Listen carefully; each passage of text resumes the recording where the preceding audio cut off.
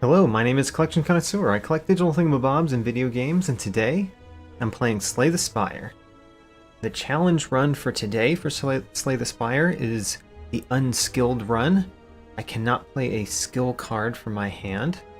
This is actually the first challenge run I did in Slay the Spire, and so I'm here again to beat my personal bests.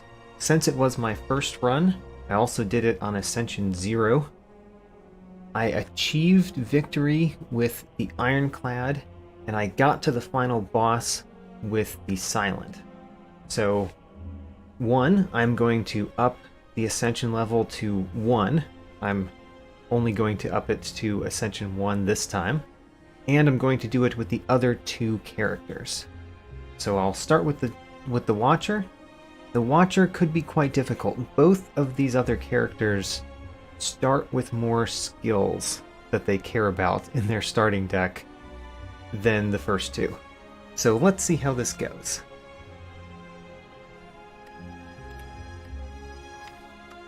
The Watcher, we're going to go down to Ascension 1, and let's go. So I cannot play a skill card from my hand. My starting deck has several skill cards.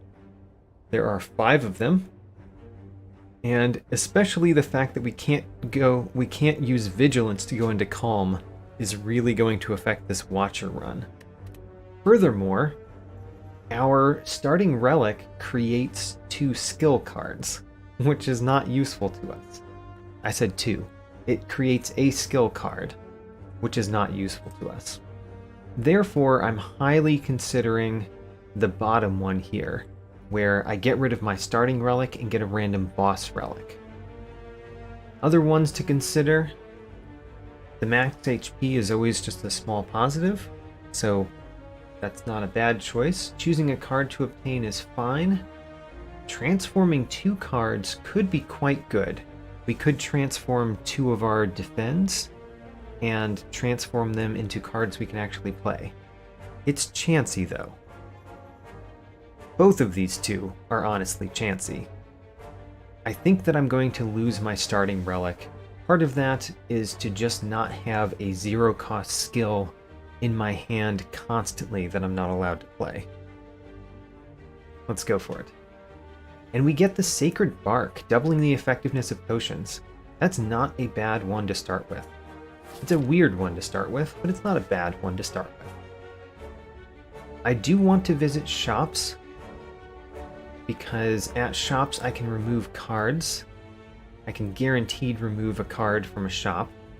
So I want to go to that shop, the first shop. And if I go to that first shop, I can't go to this one, but I could go to this one. So those are the 2 nodes that I really want to go to in Act 1, so we can remove unplayable cards from our deck. And then the other thing I'm considering is how many events I want to go to.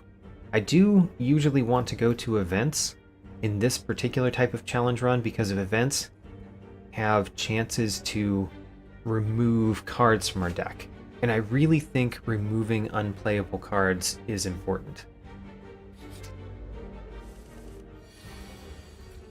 Alright, and before we go too much farther, let me make sure that the challenge rules at the top aren't clashing with the other UI elements at the top. There we go. Alright, first one. Most of my hand I'm not allowed to play. This is a pretty dangerous start, honestly. Yeah, this is a pretty dangerous start for this run.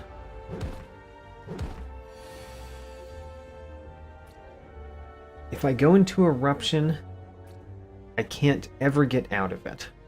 That seems like a bad plan. Let's not do that just yet. We'll do that probably the next time through. And again, this was a painful first battle. Alright, at least we can use Eruption to defeat this slime. Alright, we need attacks. Of course, we're not going to take Evaluate.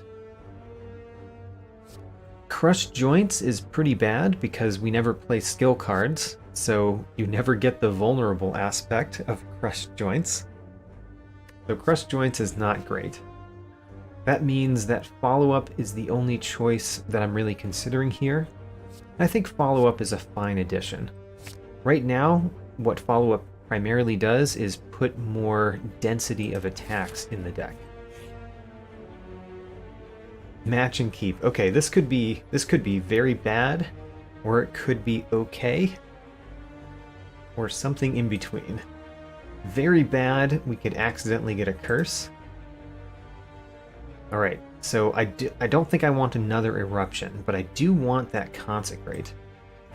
And I really want that Fear No Evil. Fear No Evil is possibly the only attack card that gets you out of Calm. So I want the Consecrate and I want the Fear No Evil. Let's get the Consecrate. Ho-ho, we got the Fear No Evil too. And we don't want Blasphemy. So, that actually turned out to be a very, very good match and keep event. Probably my favorite match and keep event I've had in a long time in this game. Our deck is rather good against the cultist here, right now anyway. We can go into Eruption if we want. If we go into Eruption this turn, we win next turn, but we're taking 12 damage now.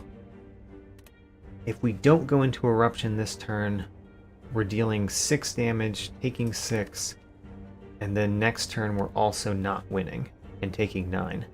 So let's take 12 so that we don't take 18 or 15.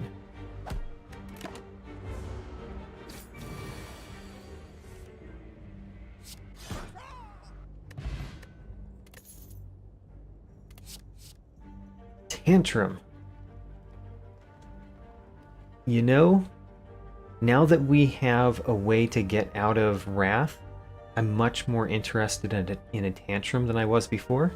It's also the image that I used, the card image that I used for this video's thumbnail. So let's take it. And here we are. We can remove a card. I don't think I want a second Tantrum, so I'm not considering that. Conclude. Conclude could be quite good. Not as good as removing a card. And then Like Water. Like Water is one of the few ways to actually gain block.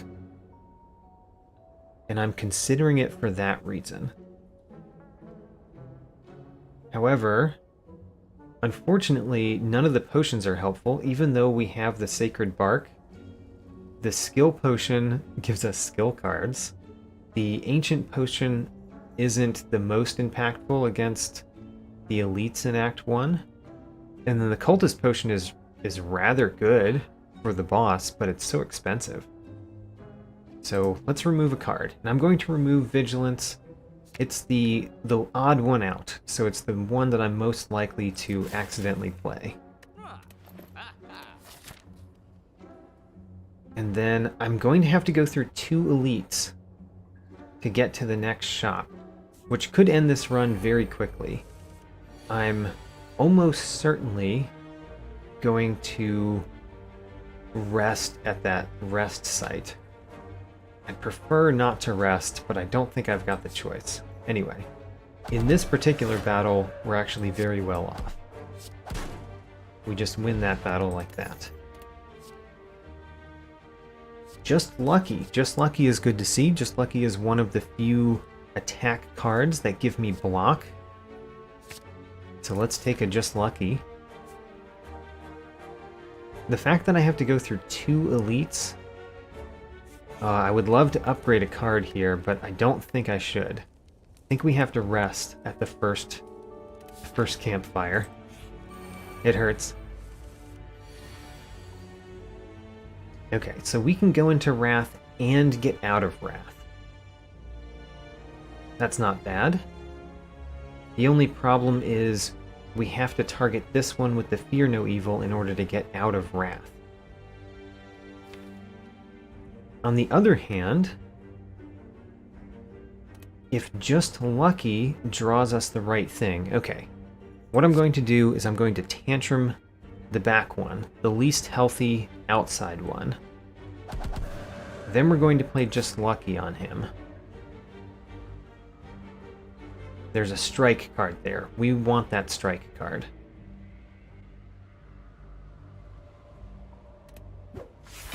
And then we have to Fear No Evil here so we don't take 16 damage. We can't play the Defend because we can't play skills. Now here is a somewhat dangerous turn. The question is whether I just go after this sentry in the middle because I can probably kill him next turn. Next turn I'm drawing those 5 cards and I get to play all but the Defend. So next turn I go into Wrath, I deal 10 damage to each of them, and then I do 12 damage to other ones. So if we can set things to 10 or 22, those are the best numbers. Well, we can set this one to 20. 10 and 22 aren't very easy to see here. This one we'd have to do 16 damage to get it to 10. I guess if we got one to 19, that would work out too, because we hit it with the Tantrum, and then we hit it with the Consecrate. So this puts this one at 19. And then that will allow us to easily kill that one next turn. And then let's put some damage on this one. Most of that turn was really planning out next turn. So now we know exactly what we're doing. We're going to use Tantrum here. We're going to Consecrate. And then we know we're drawing Tantrum again. Which means what? Which means we know we can defeat this sentry with the Tantrum. Actually, the Tantrum is dealing 18 damage. That's great. So that means we can do this. And win. Alright, that went okay. Ink Bottle, that's pretty nice to find. Draws cards. Bottled Miracle is pretty terrible. It adds 4 miracles, which are skills. We don't want those. Ooh, Empty Fist. Empty Fist is one of the other attack cards that can get you out of Wrath. So we've gotten quite lucky with the particular attack cards that we found. We found a Fear No Evil, we found a Just Lucky, we found an Empty Fist. All of those are very relevant to this challenge for the Watcher.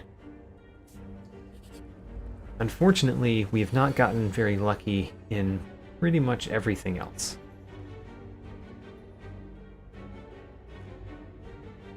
I'm definitely going to go into Eruption here, or into Wrath with Eruption. Let's scry. We see Strike there. And then if I strike next turn, we can do another 12. That's perfect.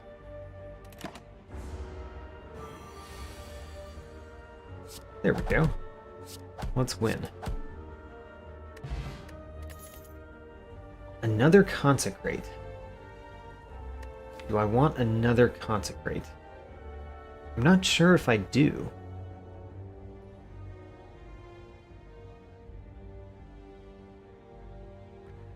That would be another 0-cost attack card.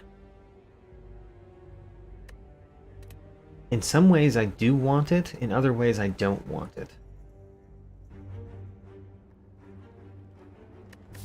I think I am going to take it, and I am going to take it because I might absolutely need it to get past this elite. which is what we're fighting next. I don't think I want it long term, but I want it short term. Ho-ho, the Captain's Wheel. The Captain's Wheel might save us. That is an excellent find. Alright. Well, this is one of the reasons why putting a Consecrate in my hand was a good thing to do. In my deck, I mean, because more attack cards means we might draw more and be able to kill this enemy.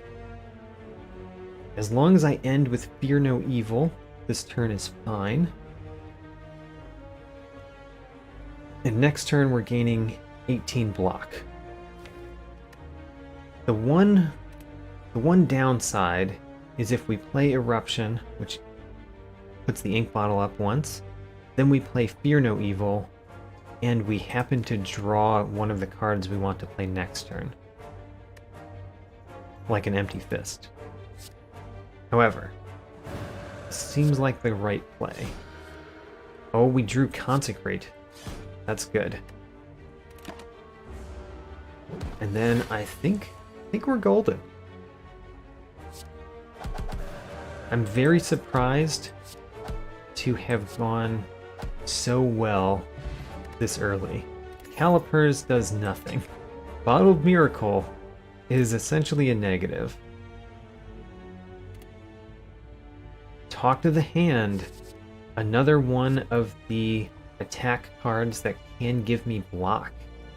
Alright, we've gotten several attack cards that can give me block.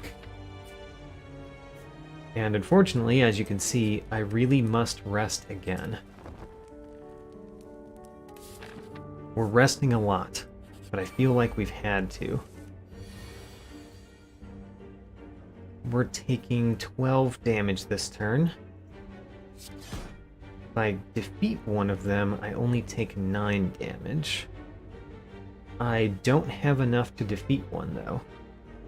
Because that's 13, 19. So let's go after the healthier one for right now.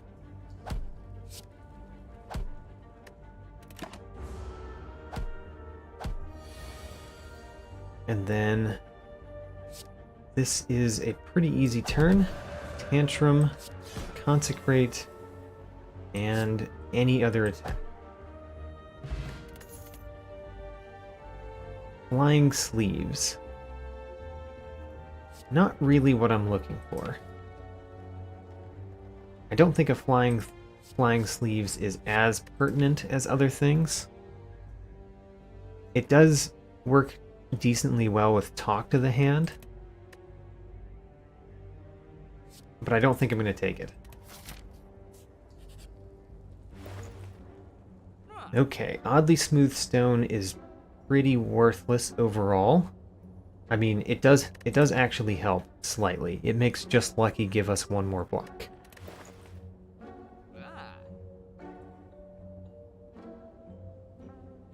Everything else here I'm not very interested in. Mostly I came here for the card removal, and it looks like that's what I'm doing.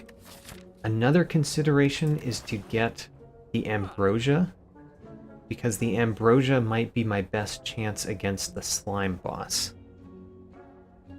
I'm going to do card removal and remove another skill, because even if I get past Slime Boss, I might not get much farther. Could buy a Conclude. I think I will buy a Conclude. It was on sale. This is not a good enemy to see because it does do a fair amount of damage.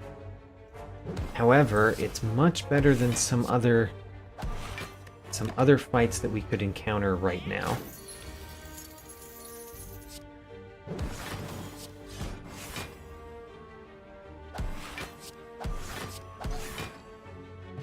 Don't really like that we used the ink bottle all the way up in that fight. I didn't have the choice. Okay, I've established that I don't want more of these specific cards. And then I really must rest if I hope to defeat the Slime Boss. And I think I probably will use that strength potion. I'm thinking about whether I need the strength potion. Because one thing that this deck does well is a lot of damage. And a lot of damage might go pretty well against the slime boss.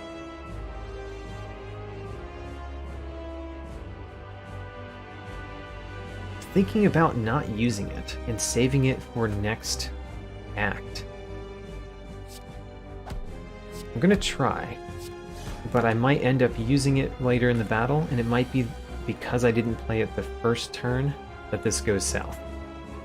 Alright, I want to put him at 71 if possible. If I do all the damage that I can, that would be 9, 19, 25. I would do 37 damage, which actually is fine. So let's do it. Let's see what we're going to draw. We don't want to draw the defend. Excellent. Just Lucky has helped us. The scry portion of Just Lucky has helped us. And this turn should be very good, because we just attack as much as we can. What's in our deck? Fear No Evil is very nice to see. Unfortunately, we have a very good chance of drawing it.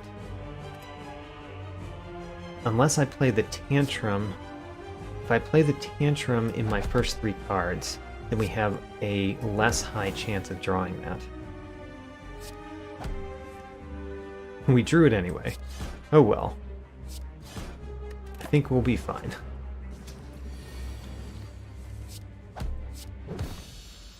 Actually, that was much easier than I thought it would be.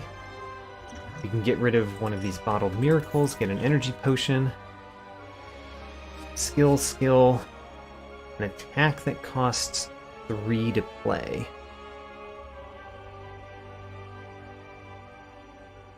It costs 3 to play, but that might be fine.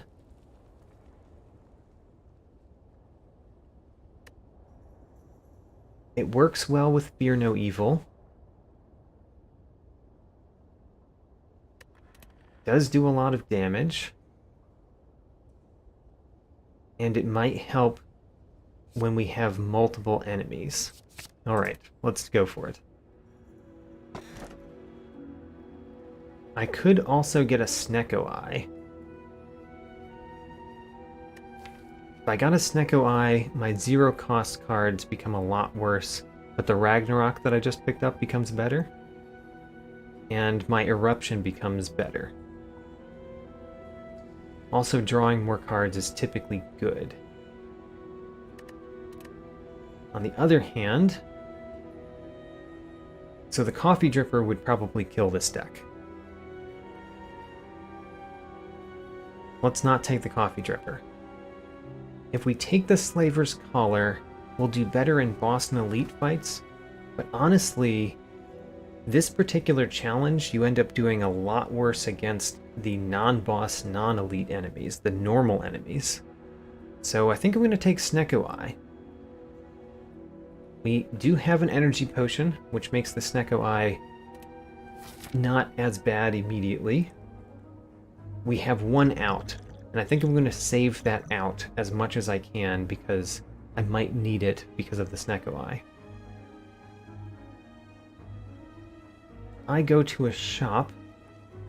I can remove another card.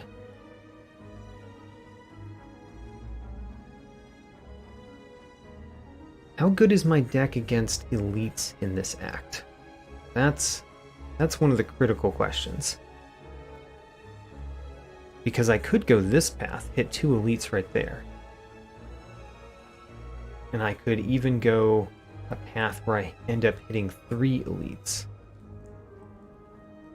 But I do need fireplaces. I do need to upgrade cards. So I think what I'm going to do is I'm going to go these early ones. So hit up some events early, hit up a couple fireplaces, and then once we get here, we get to decide which direction we go.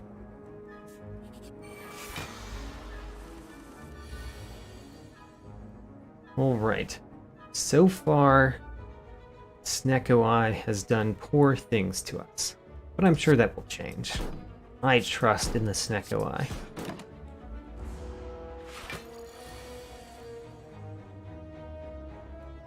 I have a zero-cost defend, which I should not play. Remember not to play that card.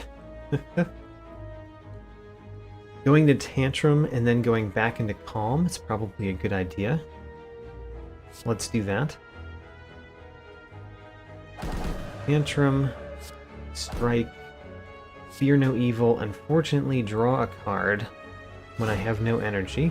Oh, it was a Just Lucky, and the Snecko-Eye kept it at 0 cost. I'll take it.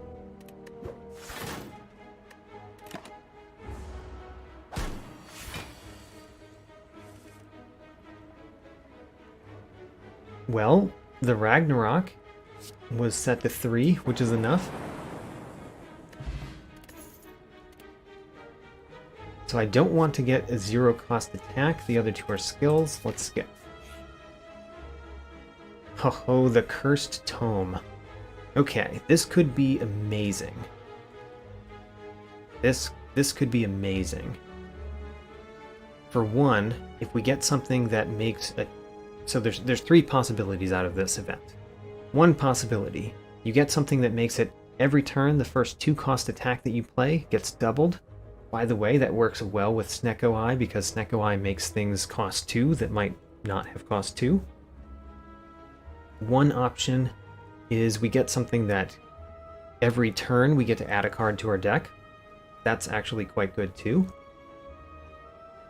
And then we could get a 0 cost power on the first turn, which is something that we can play. So let's spend the health. Lose 1, lose 2 more, lose 3, lose 10 more. Obtain the book. We got a random power. It costs 0 on the first turn. Alright.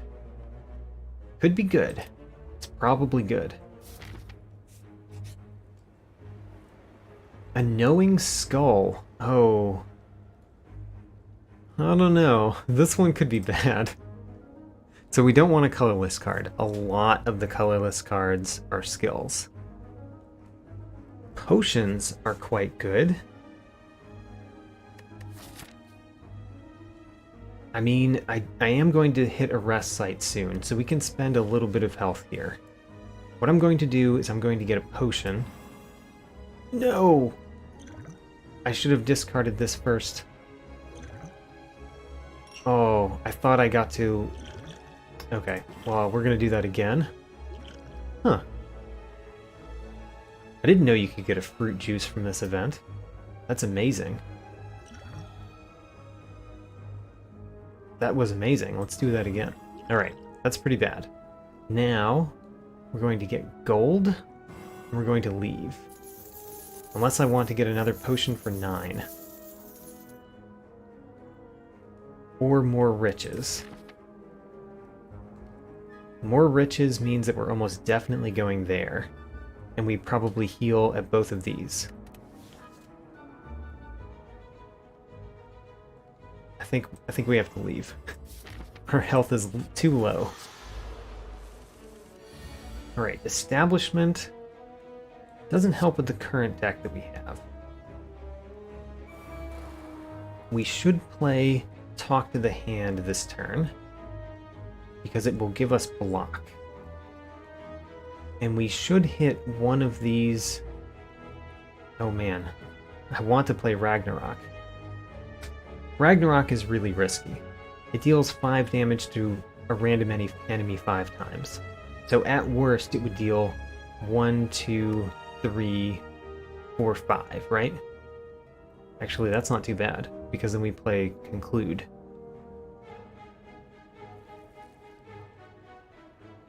It's guaranteed to knock 2 birds down. No. It's only guaranteed to knock 1 bird down. The worst case scenario is that it hits this one 5 times. And then we take 10 damage. That's bad. Alright, we're not playing Ragnarok. What we're playing is talk to the hand,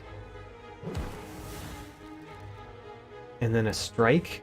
Going into Wrath right here would be bad. Strike, and conclude. Knock one bird out, get 4 block.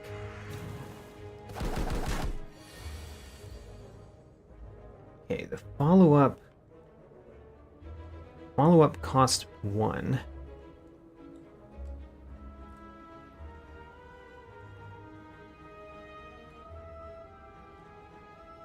Fear No Evil is interesting because we could play Fear No Evil and then play Tantrum, and we would have enough to play 2 more. So let's consider playing Fear No Evil, Tantrum, follow-up Consecrate. If I did that, then I could knock this one out of the sky. I would hit this one a couple times. Yeah, that's not bad. So, start with Fear No Evil. Have to start with Fear No Evil. Fear No Evil. Then we do Tantrum. Knock this one out of the sky. Then we do a follow-up. And a Consecrate. Knock that one out of the sky too. And we drew a card that could potentially have been a cost 0, but was not.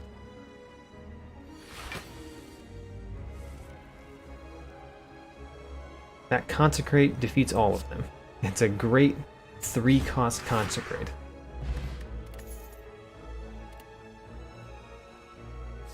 Rushdown is not bad in this deck. I would take a Rushdown. Rushdown is not going to cost 1 all the time, but I think it's still good. I think we go into Wrath quite a lot. The Snake Plant. Deva Form is quite nice. We will definitely play that. I can play a Talk to the Hand. Hello Debbie, welcome to the stream. Talk to the Hand is necessary, because if we don't play Talk to the Hand, we die. Right? Yes. If we don't play Talk to the Hand, we die.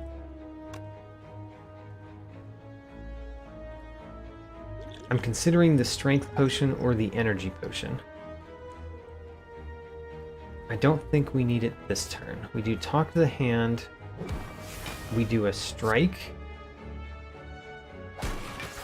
and then the choices are follow-up plus strike or just conclude. If we do follow-up strike, we get more block.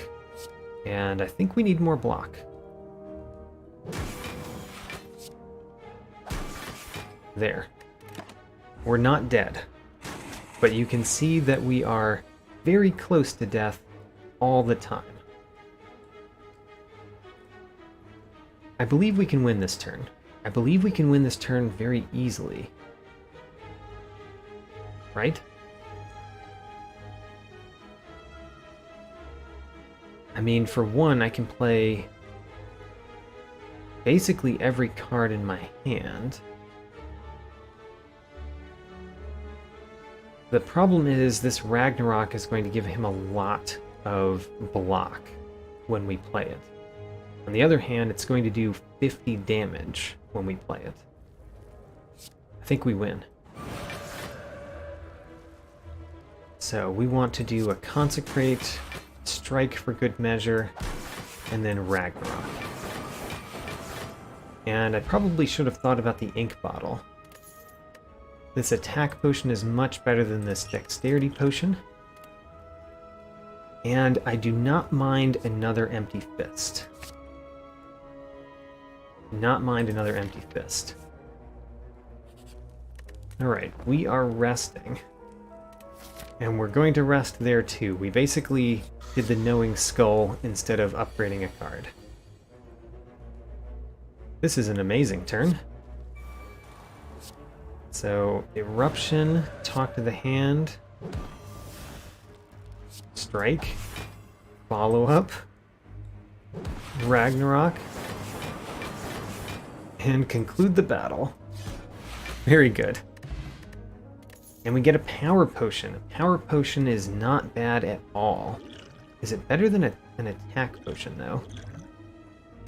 Probably not. I think an attack potion is better for the deck that we have. Do I want another Empty Fist? I like having ways to get out of Wrath. I currently have 3 ways to get out of Wrath.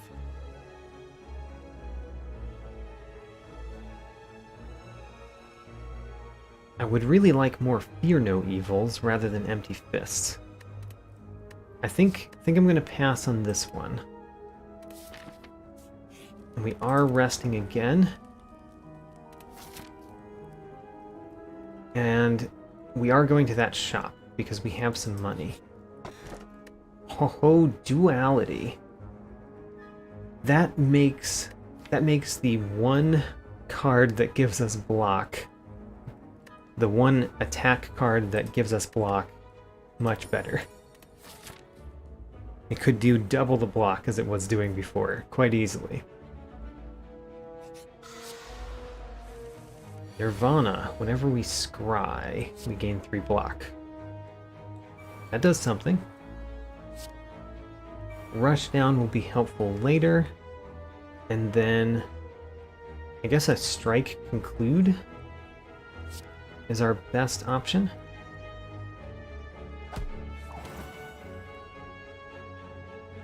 Yep, Strike Conclude is the best option. It's kind of sad to see the tantrum there. Oh well.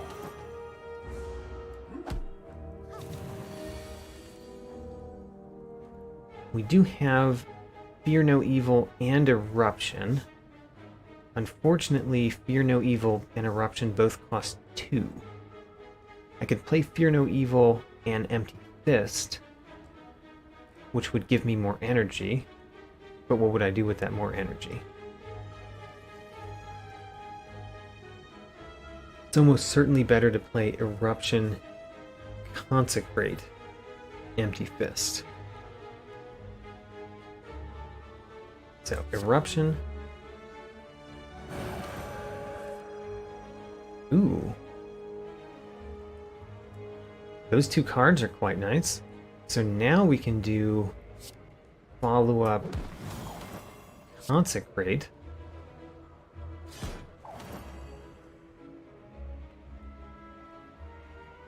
Another Consecrate, right?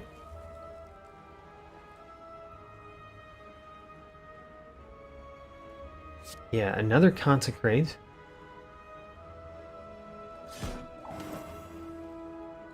And then we do Just Lucky. Discard that Defend. And I'm considering not playing the Empty Fist. No. We need the Empty Fist because it's the only thing that defeats him. Okay, never mind.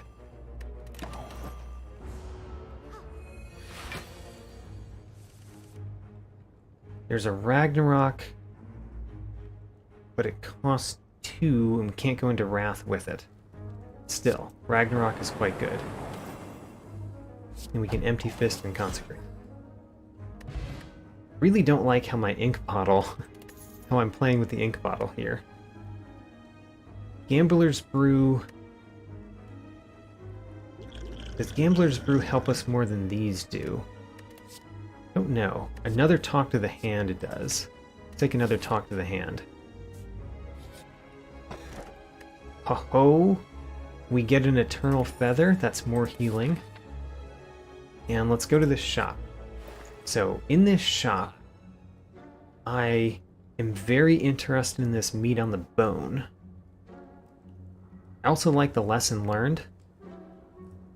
Although, it's a lot harder in this deck to force Lesson Learned to defeat an enemy than a lot of decks, because as soon as you can defeat an enemy, you really should. Battle Hymn is fine, but it's not what I'm most interested in. Yeah, I think this Meat on the Bone is going to be very helpful. Let's take it. And then another Just Lucky. I mean, the problem is it's not going to cost 0. It's not as good if it doesn't cost 0. So I'm not going to take it.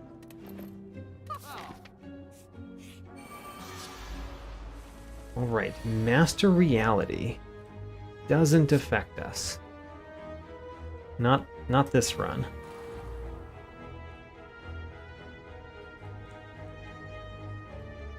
Huh. This is an unfortunate set of cards. One of the things that I could do here is play my Energy Potion. Energy Potion would allow me to play Talk to the Hand and Follow Up and Conclude and at least one more thing. Another option is the Attack Potion, because I would get two attacks that I could play. I think I like this more. Let's get the Attack Potion. 2 attacks. The 2 attacks can be follow-up, which means I can play a whole bunch of cards this turn anyway. Very nice. So where do we want the Talk to the Hand? This one, the Fat Gremlin, is going to die from Conclude and Consecrate.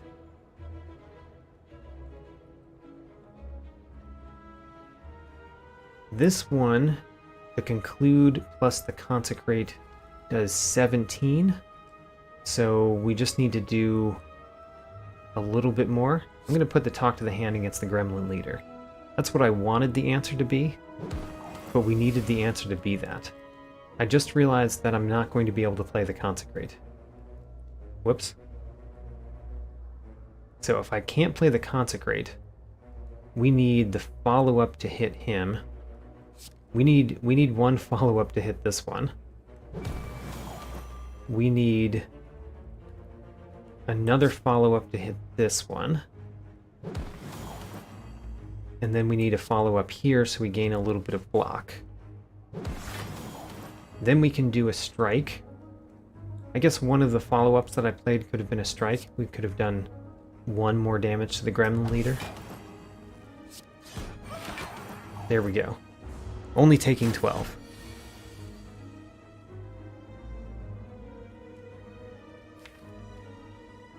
So we have an Empty Fist that is potentially coming next turn. And we have an Empty Fist that we could play this turn. I want to go into Wrath. The question I'm having for myself here is whether I want to play this Empty Fist or not. Because if I stay in Wrath, maybe I just win next turn. I think that's risky. Let's not do it. It was very risky because the ink bottle drew me my other Empty Fist. Glad I did not take that risk.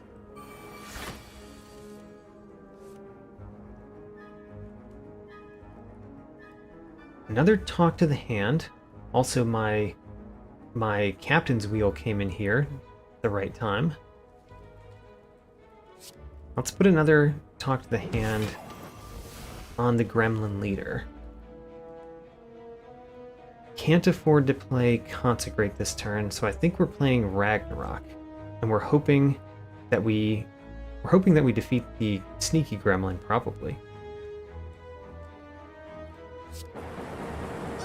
Hey, we did. How about that?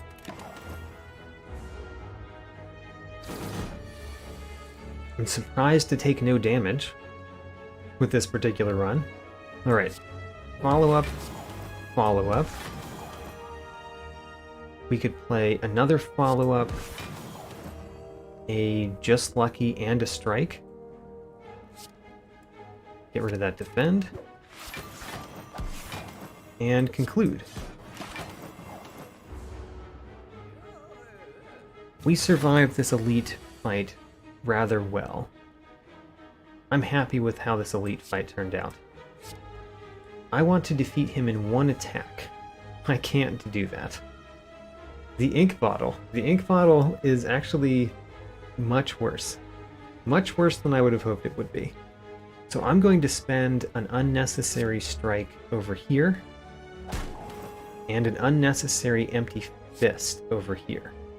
And the reason I did that is so that the ink bottle is not at 0. It's going to be at 2. Hey, we got an old coin. And another strength potion. Swivel is unplayable. Crushed joints doesn't really work. So we skip.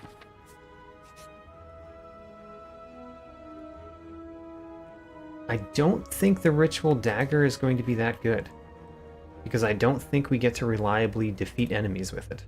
So let's smash and grab.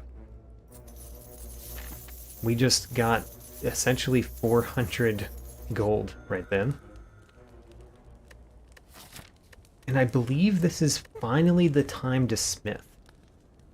And what we want to smith is either Talk to the Hand or Ragnarok.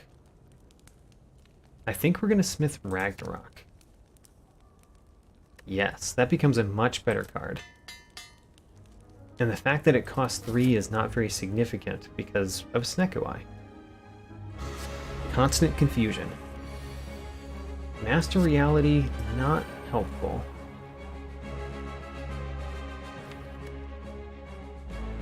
If I play the Tantrum this turn, would it ever cause me to die next turn?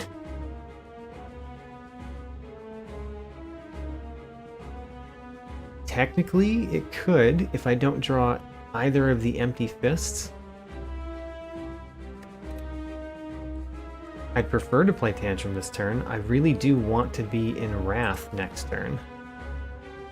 But I also want to be able to exit Wrath next turn.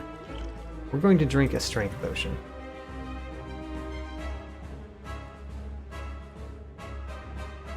I think I will play the Tantrum. Yeah, we're playing the Tantrum.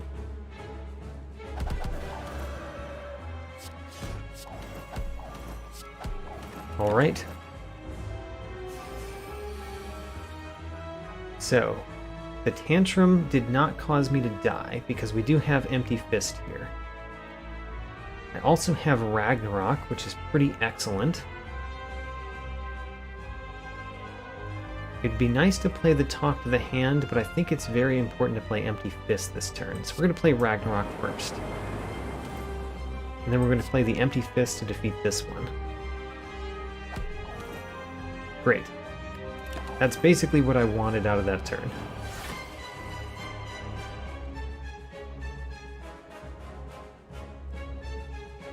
So the Talk to the Hand here seems pretty nice. I'll play Rushdown. That gets me a defend that I can't play. If I play the Eruption, then I'm forcing myself to play the Empty Fist.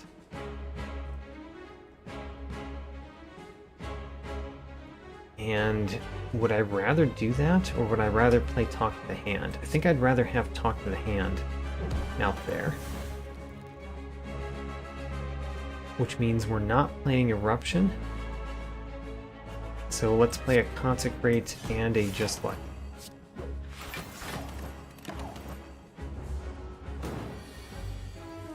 Okay, this is the turn that we can go all out. The problem is we didn't draw any card to put us in Wrath.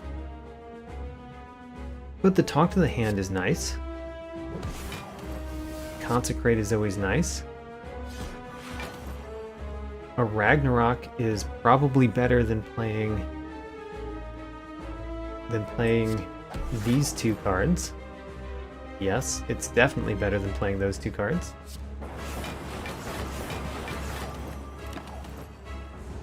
And we're making it past Act 2.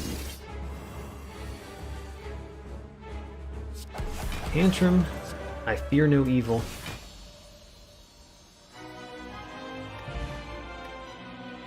Alright, we have made it past Act 2. These are all skills, we're skipping those. We've made it past Act 2. I've never played a skill from my hand with the Watcher. How far can we go?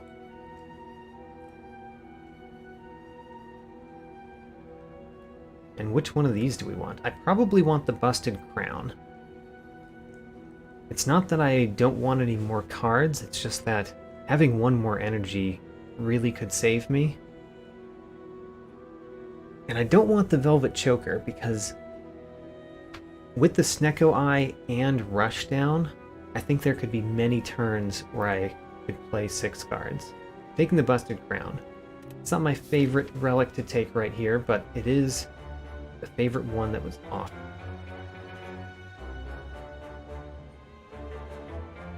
I feel pretty okay about elites in this act. I think. No, wait a minute. Some of them are quite bad. Reptomancer is probably not as bad as it could be with many decks. Giant Head is perfectly fine. However, there's one more elite, and I don't want to face that one. Still, we don't get a choice not to take an elite. So I think we are going to take this path that goes through the shuffle. A free Rushdown. Free Rushdown is quite nice. Do we draw something that puts us in Wrath? We do. Unfortunately, we probably don't want to play it for 3.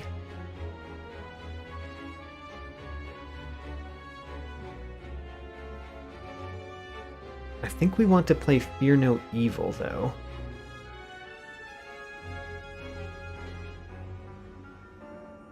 So the different options, I could play Strike, Follow-Up, and then I guess I don't have enough to play any of the other cards. Or I could play Fear No Evil and the Strike still, and conclude. Or I could play Eruption, draw 2 more cards, potentially be able to play them. I don't think I like the potentially be able to play them from that strategy. So we're playing Fear No Evil. I am going to go after the weaker one here, because I think that might be important to me later on in this battle.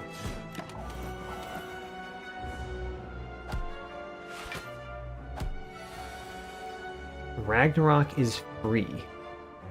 We also have another free Rushdown.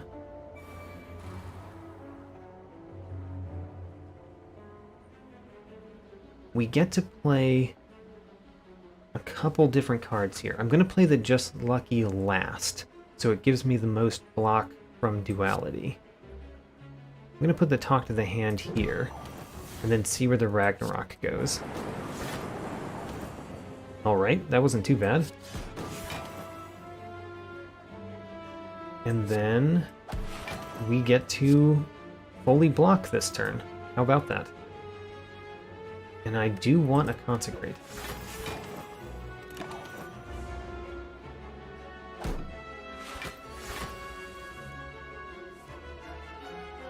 So Tantrum is excellent here because we get out of Calm and we draw 2 cards. And we have Ragnarok in our hand that's free. Let's play Ragnarok and win. Huh, an upgraded Consecrate. Do we want it?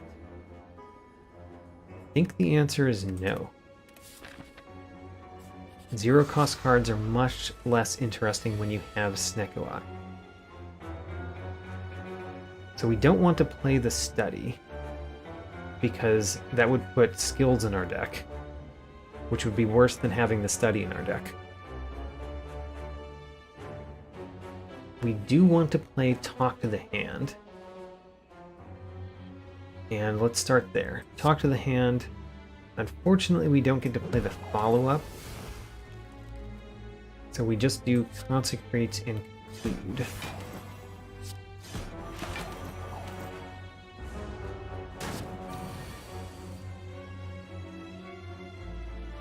Because we have a 0-cost Empty Fist, there's no reason not to play Eruption. Question is, do we play Fear No Evil first?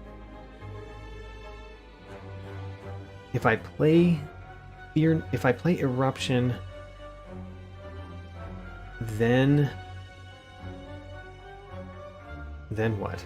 If I play Eruption, I don't have many options other than Empty Fist, Strike, or Fear No Evil. If I play the Fear No Evil first, I could then play the Eruption and get 2 energy back. So I'd have 2 energy that I could spend to play Strike and Empty Fist. I think that's the way. Fear No Evil, Eruption, and then Strike, and then Empty Fist.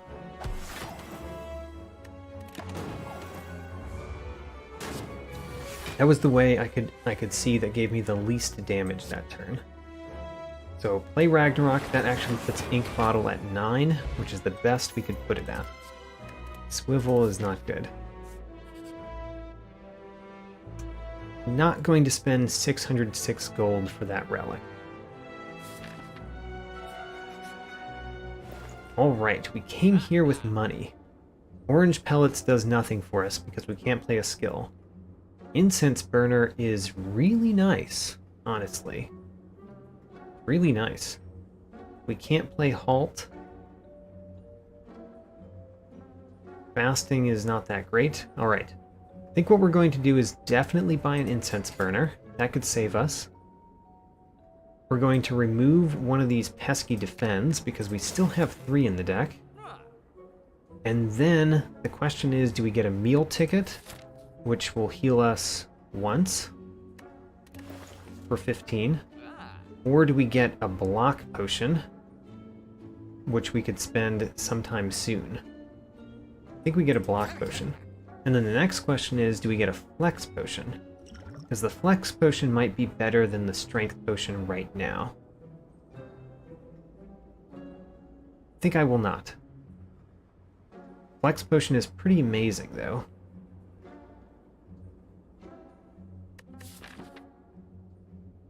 Yeah, maybe we do get the flex potion and replace our strength potion. I'm still keeping the energy potion in reserve in case we need it.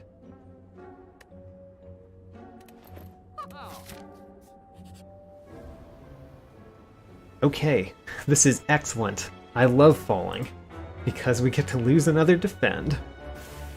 Finally hit an event that got rid of a defend for us. And then honestly, this is one of the first times that I feel comfortable. This is one of the few times that I feel comfortable smithing at one of these. And like before, I think the other one that I want is a Talk to the Hand. Talk to the Hand is the next one that I feel very good about upgrading. I'm very surprised I have an Empty Fist this long in my deck and I have not upgraded it. But that's where we are. And let's hit up an Elite. The Reptomancer. So I think the Reptomancer is not going to be much of a problem for us. Ooh, we even have Battle Hymn. Battle Hymn's a good power. And we do start with a Talk to the Hand. We're going to play Tantrum. And I intend to defeat both these daggers this turn.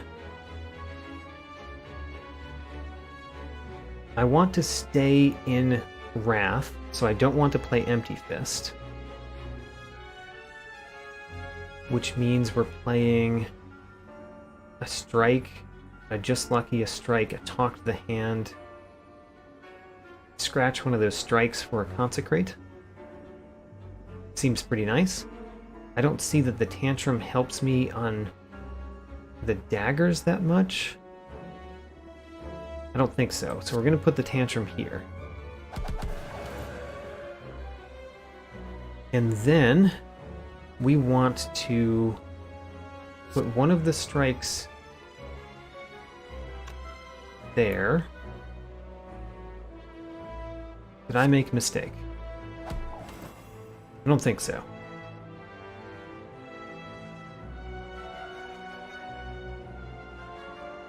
Maybe I did. I think I calculated how much energy I had incorrectly. So one of those daggers would get through unless I don't put the Talk to the Hand on the Reptomancer, which is where I want to put the Talk to the Hand. Or we end up playing Empty Fist this turn. Let's put the Talk to the Hand here. I think I'd rather play the Empty Fist this turn than the other options. Consecrate and Just Lucky don't quite take this one out. So we need to put the Strike here, the Just Lucky here. Fear No Evil is pretty nice.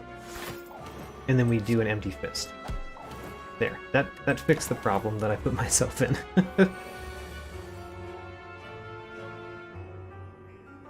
We do not have a way to get into Wrath. We do have a Ragnarok. And we do have a Consecrate. We want to play the Consecrate before we play Ragnarok.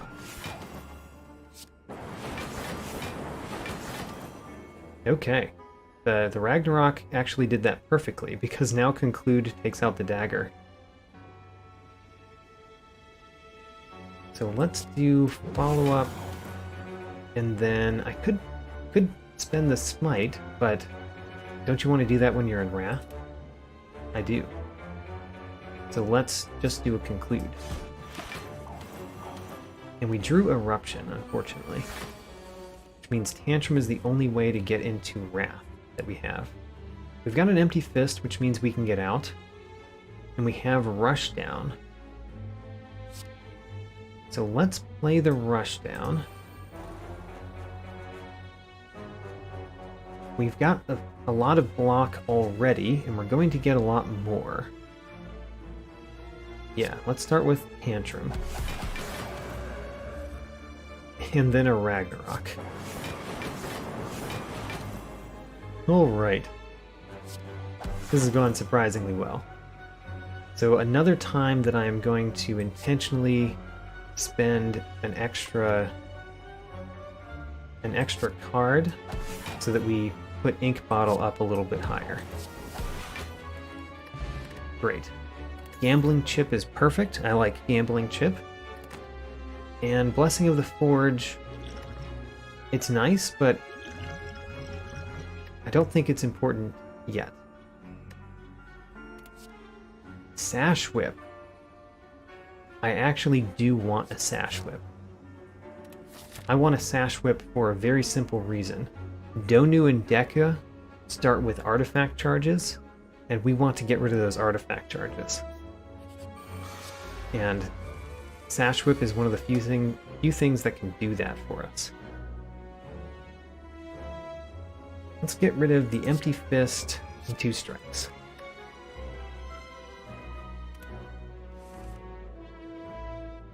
Okay. We can play Rushdown. No reason not to play Rushdown. No reason not to play Foresight. Now we have choices. Putting a Talk to the Hand on this one might be an intelligent thing to do. And as much as I would like to get into Wrath, it's a bad idea this turn. So what I'm going to do instead is we're going to put a Talk to the Hand. We're going to play another Talk to the Hand on this one, so that we gain block as we hit it. Follow up, strike, and then let's hope the Ragnarok does not hit this one 6 times. Alright, we ended up gaining block off of the Ragnarok.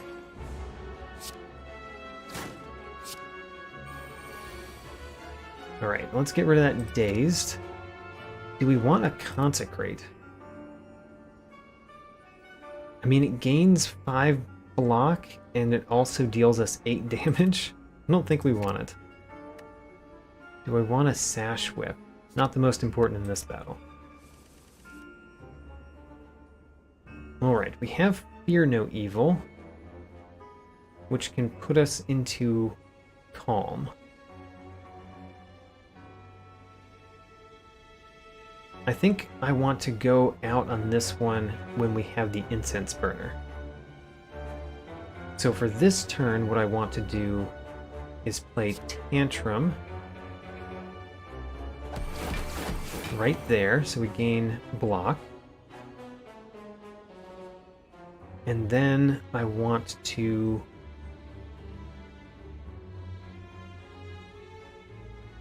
Do I want to play Fear No Evil to get out of it? I drew the Empty Fist, so I don't have to. I guess I don't want to. I want to play a Fear No Evil here. A strike.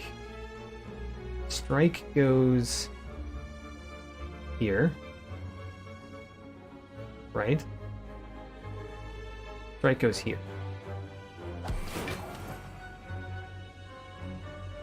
The Empty Fist goes somewhere, and then we play Just Lucky. And we gain as much block off of Just Lucky as we can. So Empty Fist goes here. And then we play Just Lucky. And I will keep a Tantrum on top. Good turn for a Tantrum next turn.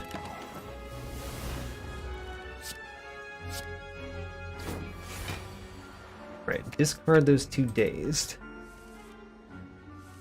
We drew a lot of Dazed. However, we are intangible, so...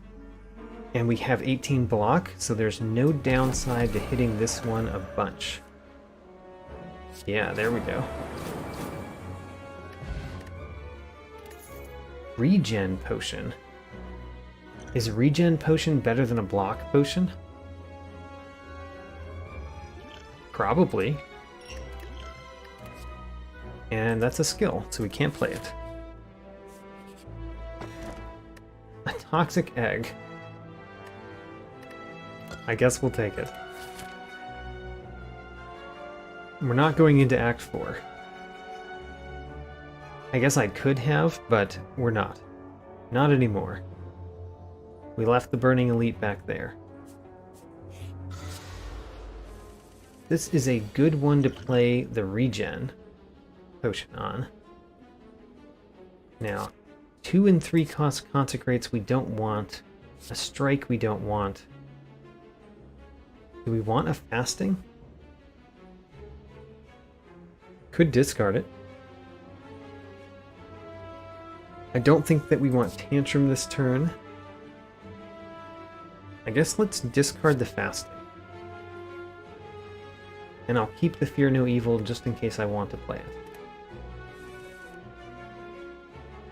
Okay, we do have Talk to the Hand. I could play Fear No Evil, Fear No Evil, Eruption, Empty Fist. And we would not be in Wrath. Don't feel like that's the best set of things, though. I am going to play the Regen Potion. This is a good battle for the Regen Potion. And then Talk to the Hand, Sash Whip, I guess? Not much, but something.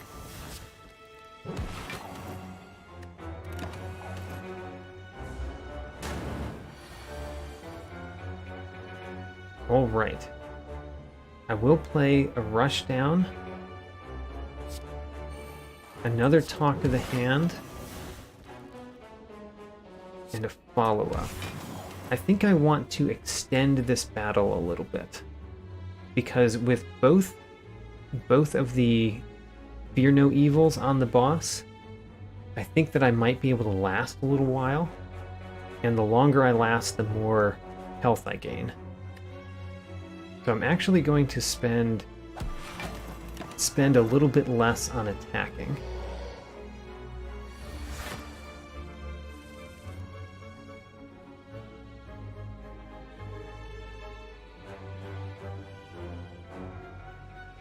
Spending a little bit less on attacking.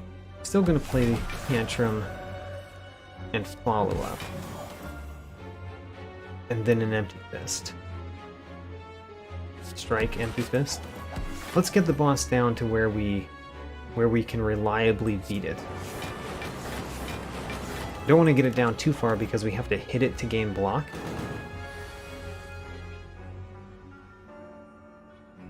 So we could play a Tantrum and a Fear No Evil. Let's do that. Tantrum, Fear No Evil.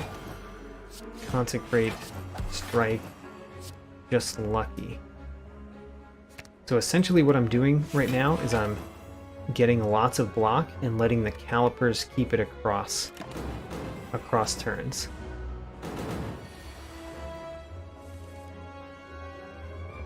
All right, what do we do here? Could play an Eruption. I don't think I want to play an Eruption. So we're going to play a Sash Whip and Strike. So this turn we're going to heal up to full. Next turn we are going to be intangible. So we're not going to have any trouble surviving next turn. And then the turn after that we should go all out and try to win. I do want to gain more block again, if we can.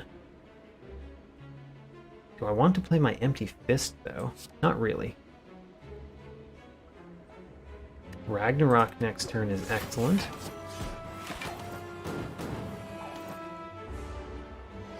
Okay, this is the turn that we want to win.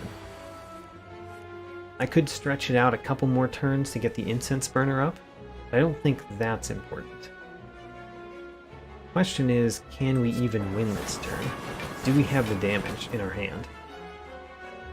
I think we don't. But we do have a lot of block. Oh, never mind. We do. Gremlin Horn. That actually does help us on the boss in Donu and Deku. Donu and Deka. And a Rushdown. The plus doesn't do anything because the plus made it 0 cost, and the Snecko Eye overshadows that. But I do like my Rushdown. Having ways to draw more cards in this deck makes a big difference with Snecko Eye. Alright, we get to Smith again. And let's Smith another Talk to the Hand. Right? Maybe not. Maybe now is the Empty Fist? Or the Tantrum?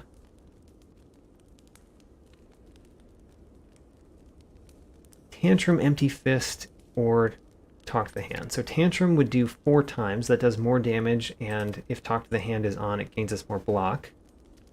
Empty Fist just does a lot more damage. And Talk to the Hand gives us more opportunity to gain block. I'm going to choose Talk to the Hand again.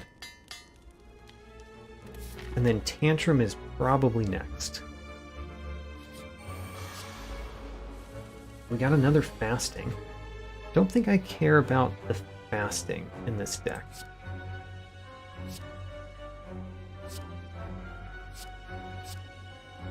Those cards I would play.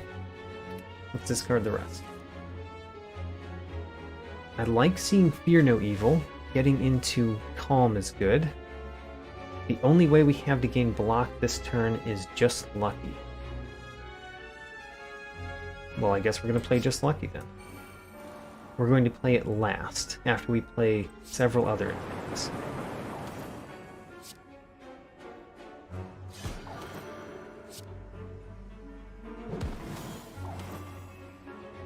And Just Lucky gives us 5 block now.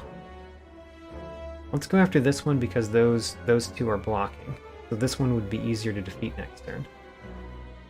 And I think I'm happy with the Tantrum on top. End turn. Take 5.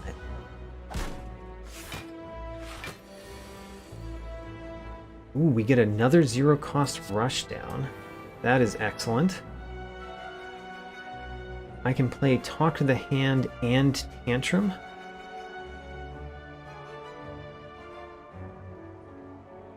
Yes, so I think what I want to do this turn is play one of the Talk to the Hands. Let's target this one down.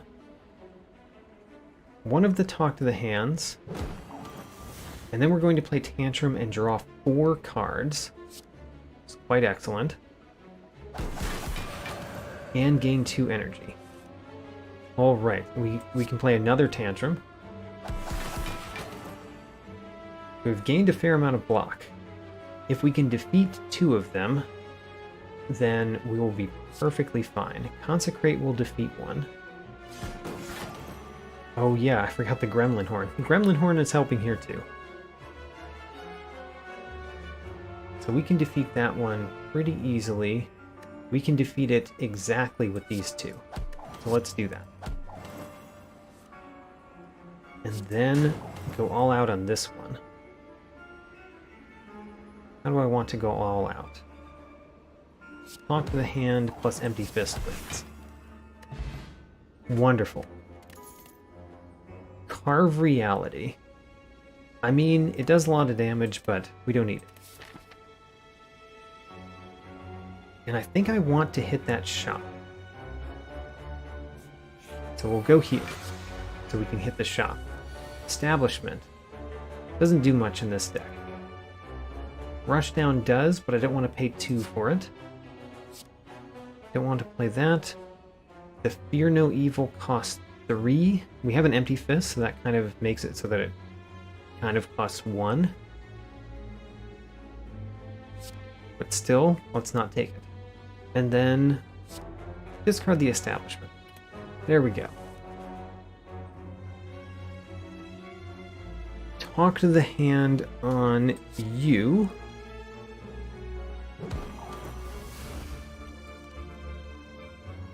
Then we play Ragnarok. See where the damage falls. See where the damage falls.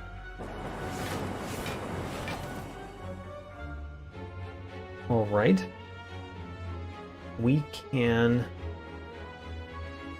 defeat at least one of them. Play Consecrate next. Consecrate is an obvious one. So I can play Sash Whip. So let's strike this one so we can Sash Whip that one. Also forgot about the fact that we were going to gain an energy and draw a card. I should remember that we have that ability more often. So let's Sash Whip and Just Lucky. Wait a minute. We play Empty Fist. We draw a card. Again. And then we can play Follow Up. And then we can still play Just Lucky. And Conclude is fine. We have the Ink Bottle at 9. The Incense Burner is at 4. So what do I want the Incense Burner to be at in the final battle? Because this is the last battle before the boss. I probably want it to be. Want it to be where it is. So if I can win this turn, I should. I feel like I can. Let's try it.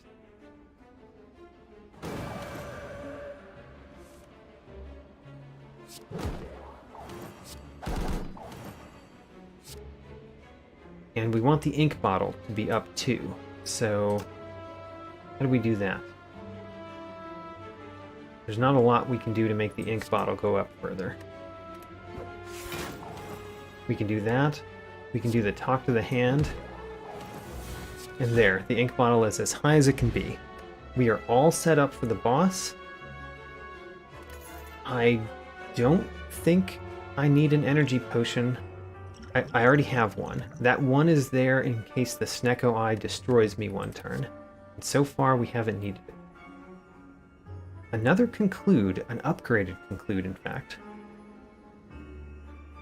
Do I want that? It hits both of the bosses. I guess I'll take it. Okay. This basically does nothing. Can't afford that. This actually is both good and bad for us because it would counteract the Snecko Eye confusion. But do we want the confusion of the Snecko Eye to be counteracted? Maybe.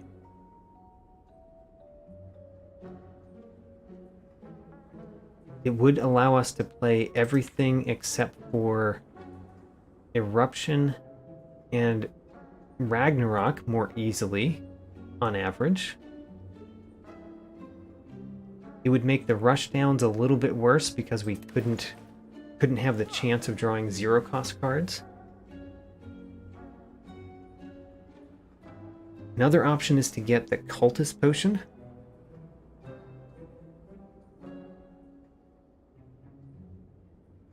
What would I replace up here?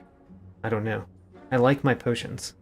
My potions basically handle the situations that I would find myself in. I think I'm going to do the card removal. Let's get rid of the final defend in the deck.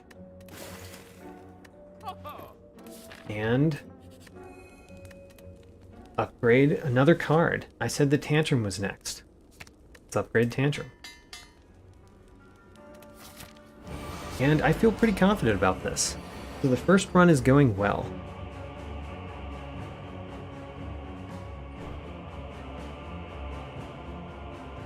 What do I want to replace? Definitely the Ragnarok. I don't want to pay 3. Actually, considering that everything else in my hand costs 0, do I want to play 3 for a Ragnarok? No, because I've got 2 rushdowns. I want to draw lots of cards. Okay, this is not bad. The Talk to the Hand is not great because we can only play Sash Whip the one time. And we're intangible, so we don't have to worry about block this turn. Alright, let's do a rush down. Let's do another rush down. And then let's Tantrum. So I'm going after Donu. However, I'm going to Sash Whip Deka, because Deka is where I want the Talk to the Hands to end up, eventually. But all the rest of this is going at Donu. Could technically do a Talk to the Hand right now, nullify one Talk to the Hand, but make the next one work out. Considering that. How quickly is this battle going to be? I don't think it's going to be slow enough for me to play the Sash Whip and then the Talk to the Hands after that. So let's do it. Let's play the Talk to the Hands and put a way to gain block right there already.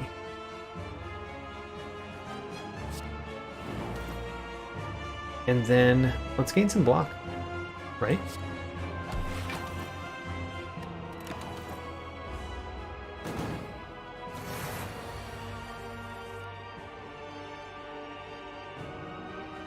I've got my third rushdown. By the way, one of the rushdowns came from the Enchiridion.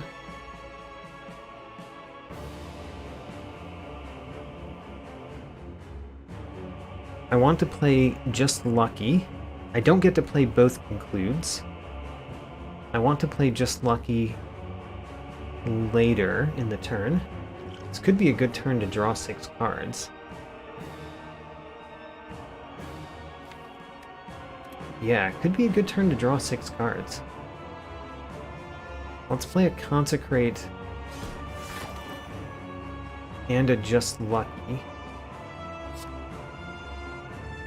I wanted to play it last, but I don't think I will. Keep the Fear No Evil on top, and then draw 6 cards. Fear No Evil ended up being 3 cost, which is not what I was going for. I could play Fear No Evil and Conclude. What I'm thinking about here is whether it is possible for me to not get hit in this battle. Is that possible? For it to be possible, I would have to hit Deka enough to counteract the 26th attack.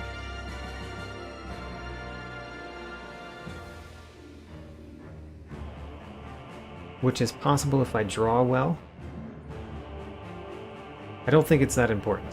Let's not worry about it. I would have to use all of my potions, basically. Well, not all of them. This one. I don't know. Let's do a bunch this turn to Deca. This is not the best way to play this turn. This is the way to play this turn. Should have done that there. Whoops. I meant to go into Calm and then go out of Calm. Made a mistake. So I'm not playing this well, and this is not the best way to play this turn. What I'm doing here was kind of a test, and if I had played it correctly, I think that I would have had the chance to not get hit this turn. But unfortunately, I played it a little bit wrong, and that means that I get hit for 2. Oh well. I was going for a perfect boss battle, when you can never play a skill.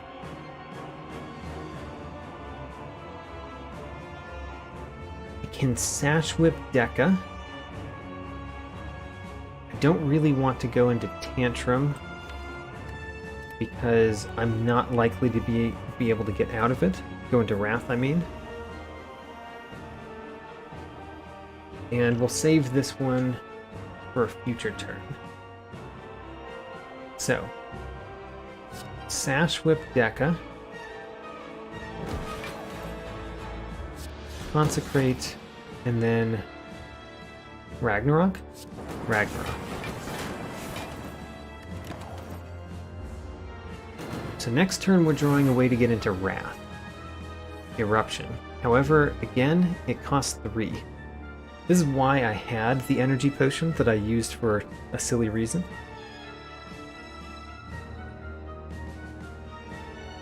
For these situations right here. Sash Whip doesn't do much because it gets rid of an artifact charge and that's it. We could play a follow-up and an Empty Fist. Let's do that. Follow-up, an Empty Fist, and a Strike. Gets us the most block.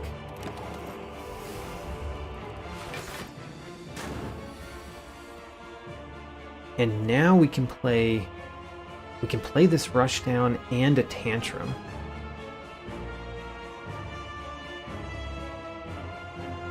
Huh.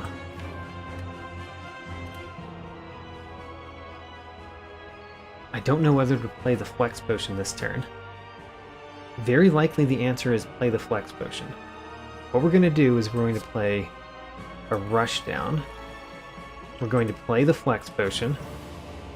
Then we're going to do Fear No Evil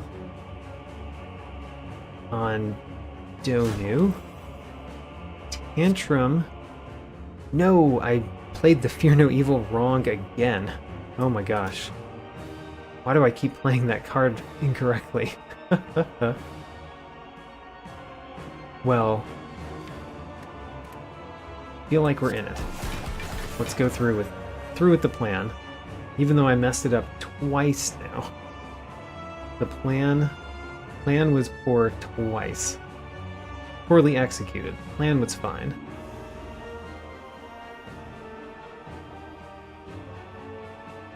I can play Conclude. If I play Conclude and just Lucky here,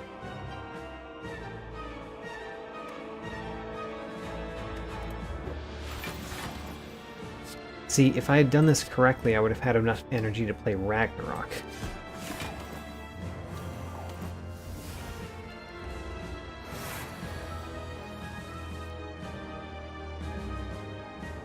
And instead, did I kill myself? Did I play this so poorly that I killed myself?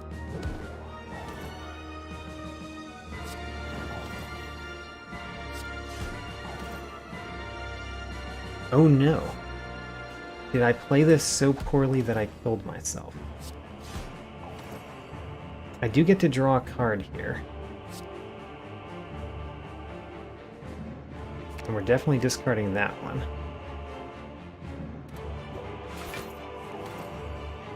Ho-ho. We did not die.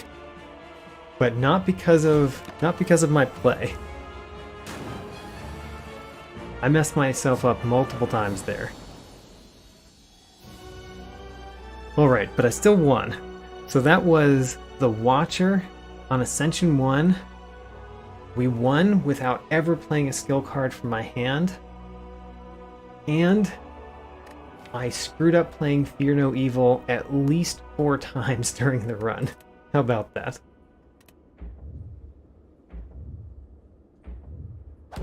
Excellent. We defeated this with the Watcher on Ascension 1.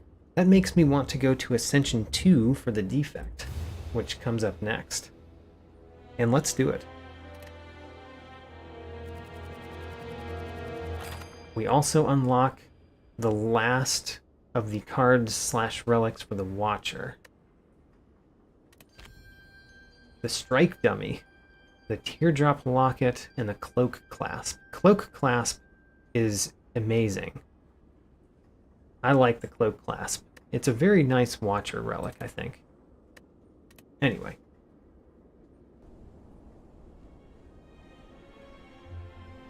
That was the Watcher. Let's play as the Defect next. And again, we're doing the same thing, except we're doing this on Ascension 2, so normal enemies are deadlier. That could very well kill me. The Defect starting deck is very poor for this challenge, because instead of being 5 attacks and 5 skills, it's 4 attacks and 6 skills. So it's real bad. In fact, because it's so bad, doing the transform a card might be correct. Enemies in the next 3 combats have 1 health is also a very helpful thing to do, potentially.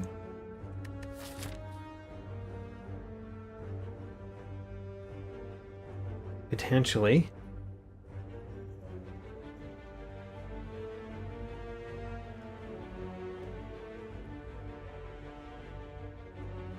I don't particularly like what I'm seeing in terms of the act layout, because I can't reliably remove a card quickly. I could go this way and remove a card at this shop, but then we hit very few fires. Oh, but I could hit this second shop too. So if we go this way, hit 2 shops, visit 1 elite. Very few fires, which could kill me though. Don't like how few campfires there are on that route. Either way, I think the answer is transform a card. And we're transforming a skill into hopefully an attack. Yes, an attack that gives us block even. That was an excellent draw.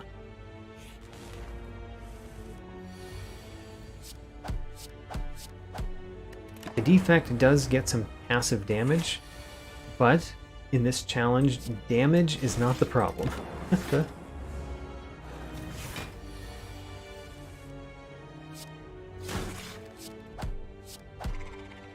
That was an excellent first battle. Let's keep it going that way. I like Rebound. This might be a good challenge to use Claw. I think we take a Rebound. Rebound means that we get to put attacks back on top of our deck, which is good right now. And we got a remove card. Wonderful. Let's remove a Zap. Alright, the start of this has gone quite well, and I will happily upgrade 2 random cards. Oh right, forgot of how many defense that I still had in my deck. Whoops, maybe not the best choice. We will definitely Cold Snap him, strike him. So I've taken a fair amount of damage. I've taken a fair amount of damage from events. Beam Cell. Beam Cell is excellent when you're playing almost entirely attacks. Oh, obtain the Golden Idol. Okay, we could obtain the Golden Idol, the golden idol, the problem is we can't really afford to take a curse or take damage, which are two of the possible downsides. The other downside is losing max health, I think, which is fine. Okay, let's take the golden idol. Lose 6 max health. And then we have to rest here.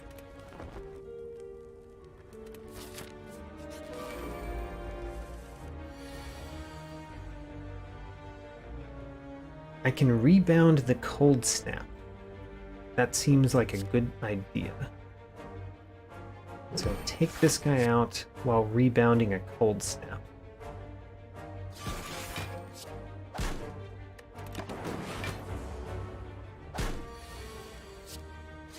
Great. A speed potion. Not likely to do anything. Can't think of any attacks on the defect that give you block. That dexterity effects. Go for the eyes. Go for the eyes is an attack that reduces damage. And then barrage is not terrible. Let's take go for the eyes. And then we have to go here so we can remove more of the curses from our deck, basically. Self-repair isn't too bad, but I think removing these defends is really important. I'm going to remove the one that was upgraded, because I'm more likely to accidentally play that one. I could still afford the self-repair. I guess we'll take it. The self-repair is kind of like a defend 7 card, kind of. Except that it's not a skill. War paint? Alright, we're not going to take war paint. We're actually going to take the sapphire key this time. Maybe we'll go to the 4th act.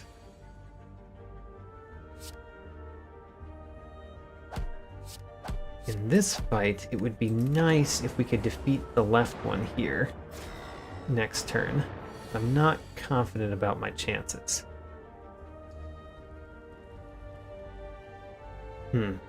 Our chances are poor, as it were.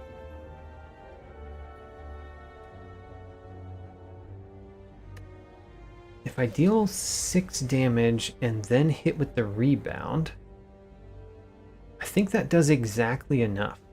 So we go for the eyes, which removes the artifact. We beam cell, which applies a vulnerable, and then we rebound, which barely does not do enough damage. And then the lightning doesn't hit the one that we wanted it to. Oh well.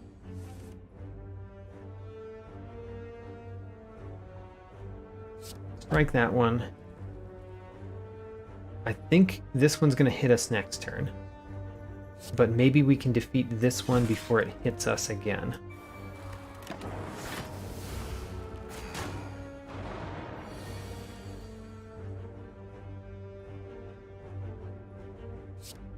We're going for defeating this one before it hits us again. That's the plan.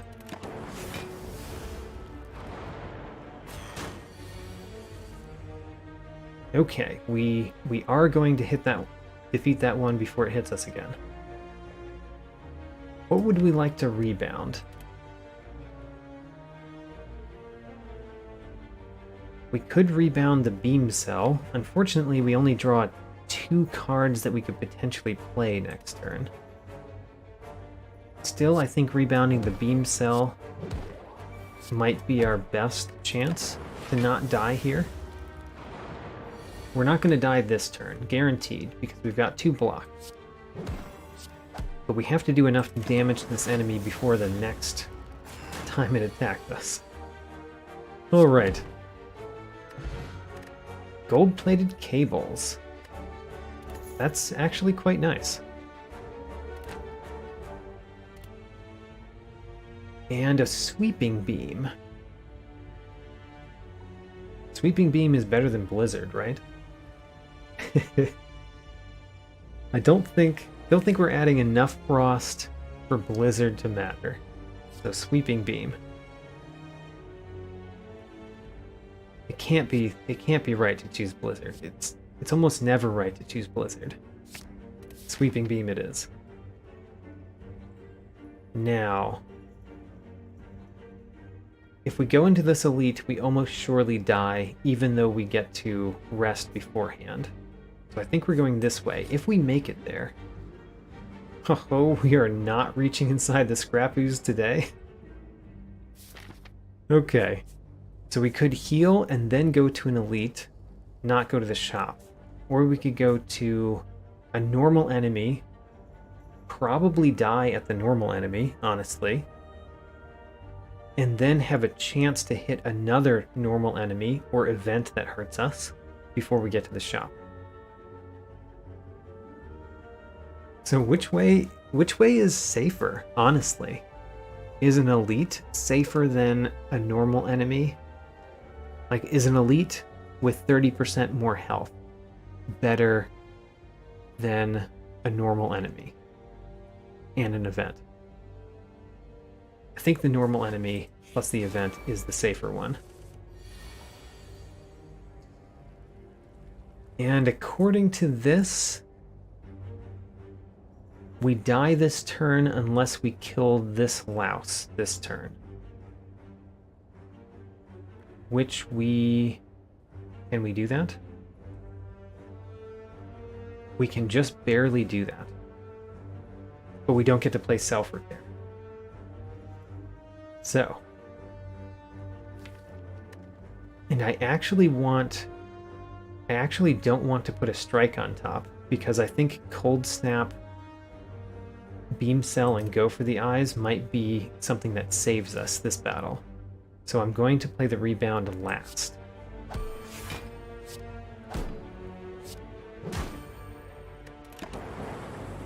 Okay. Go for the Eyes, and the Cold Snap, and the Sweeping Beam. We survive. We barely survive. That's a skill. This is probably what we want. More Cold Snaps, especially because we've got the gold-plated cables. And we just have to survive this question mark room. Survive the question mark room. Alright. Question mark room, we survive. We're going to remove a defend.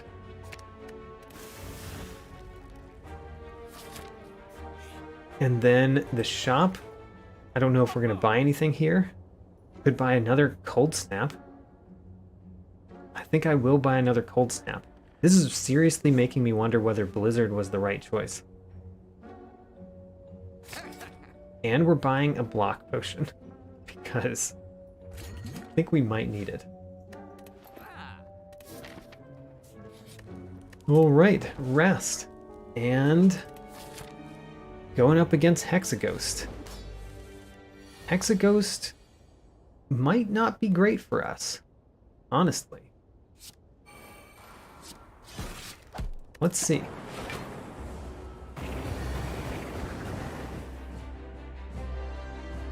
The plus side is that we have plenty of Cold Snaps, and we get to rebound a card. I think I would rebound a Cold Snap. So, Beam Cell, rebound, Cold Snap, followed by another Cold Snap. And we block most of it.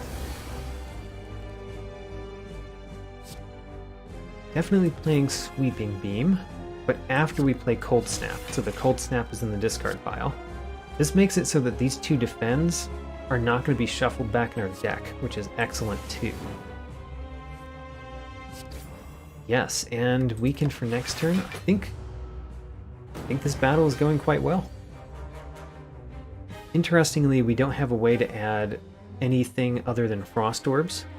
We only have Frost Orb generation. But we have enough that we actually basically produce block. We could rebound the beam cell. I like that. Rebound the beam cell. We get to play another beam cell next turn.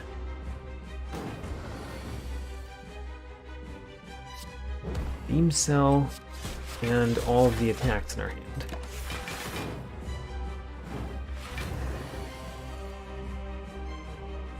This turn is not too bad. And again, we get to play Sweeping Beam, shuffle our deck, and not shuffle those 2 defends in. That's so nice.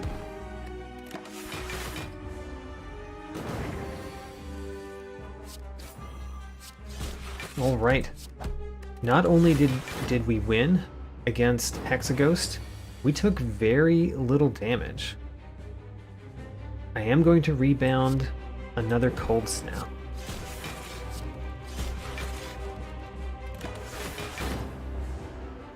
Here, I think we took 4 damage on the second turn of the battle, and we took 4 damage there. And that is it.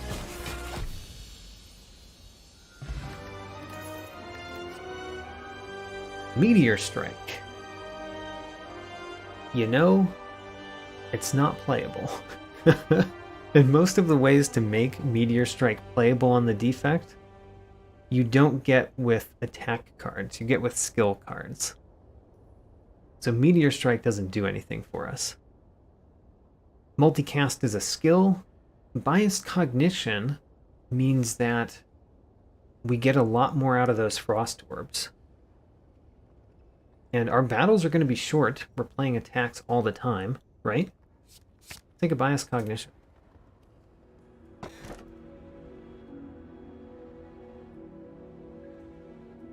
So this would give us energy somewhat early in the battle.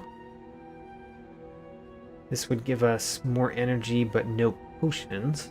Don't think I like the no potions. We're taking Calling Bell. Let's go. We've got a curse in our deck. And oh man, these are nice. So Bag of Marbles, very good. Vulnerable the first turn. Gremlin Horn, we get to draw cards, gain energy. Tungsten Rod, we get less damage. That is an excellent set of relics. Now, we have 2 defends left in the deck. Can't remove the Curse of the Bell. I like this path over here. Maybe we just go to the right.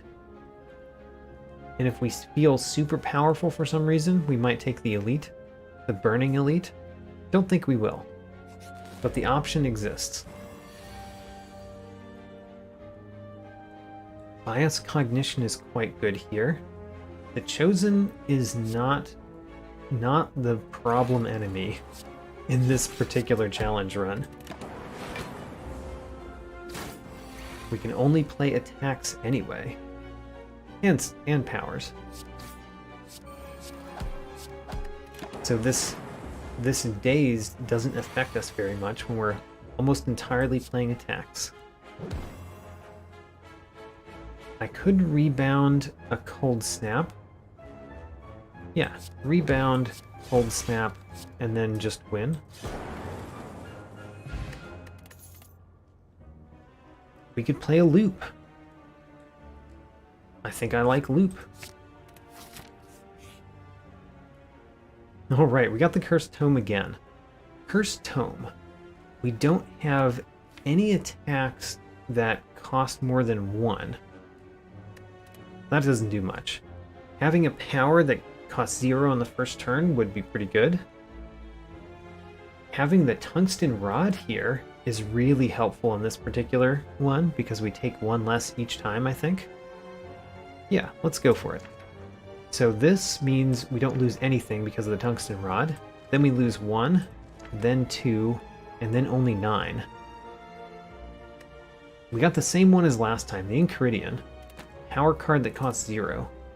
Hopefully it does better than it did on the Watcher. I liked it sometimes on the Watcher, but sometimes it just didn't give us much. And let's take another event before the battle. Ho-ho, obtain a relic. 50% become cursed. Let's go for it. We got cursed. We can no longer become frail. Not the most important thing. See, this is a pretty nice power to draw on the first turn. I like that. And then let's rebound our sweeping beam. Play a cold snap.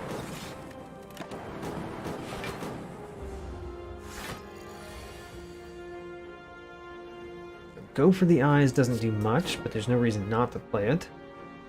I want to play the sweeping beam before the cold snap, because we might draw bias cognition.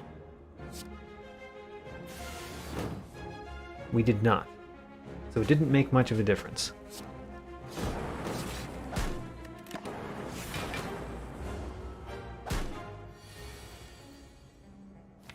We've got a self-repair in there, but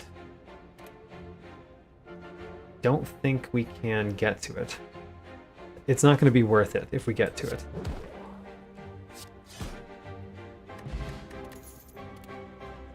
Genetic algorithm is a skill. Hologram is a skill. Claw. Do we want a claw? I don't think so.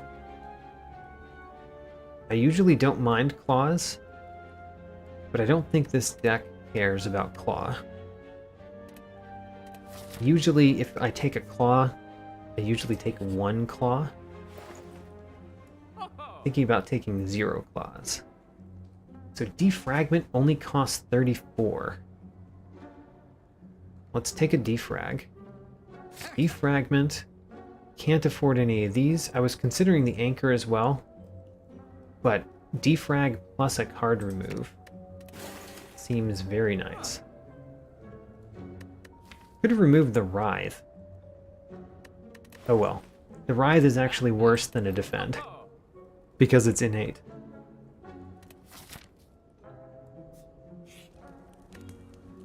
And let's smith.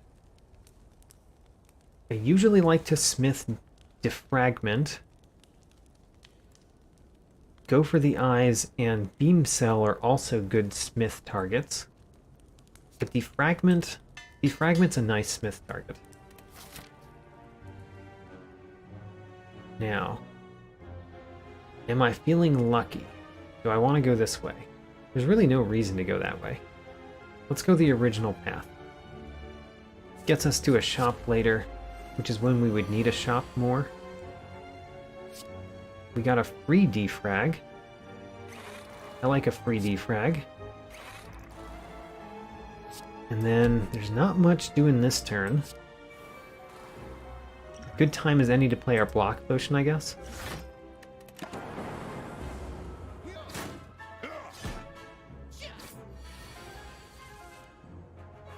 In order to not die in this battle, we want to defeat this slaver over here as quickly as we can. Can we defeat it this turn? Not sure that we can. We cannot unless you target it. Let's rub our lightning orb. Go lightning orb. Hit that one. You hear me, lightning orb? Go. Yes! Our lightning orb. Always remember to rub your lightning orb. It helps more than you would think it would. Bias cognition. Very nice. And then a couple of cold snaps. Usually I leave this one alive. I guess I'm still going to do that because I'm going to have so much frost that I will passively block this one every turn for quite a few turns. Beam cell, of course. Sweeping beam. Cold snap. I could play a loop. I mean, a loop is not very important right now in this battle. Probably better to play a rebound and a strike. Just get to the end of the battle quicker, rather than try to live longer. Centennial Puzzle, very nice. Draw 3 cards. Asunder. Or another go for the eyes. I do sometimes like Asunder.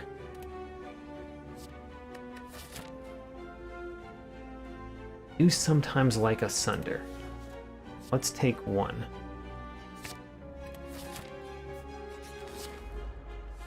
We got a free biased cognition. That's nice. We're gonna get a fair amount of damage this turn, though. Don't like that. Would I rather rebound a go for the eyes, a strike, or nothing? Probably nothing, so that we can get to our cold snaps faster. So we're playing the rebound last.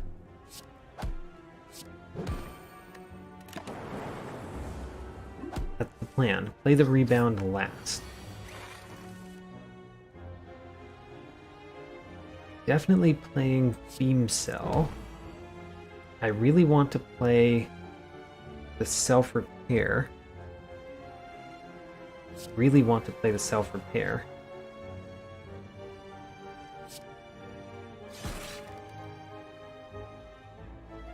And then a defrag?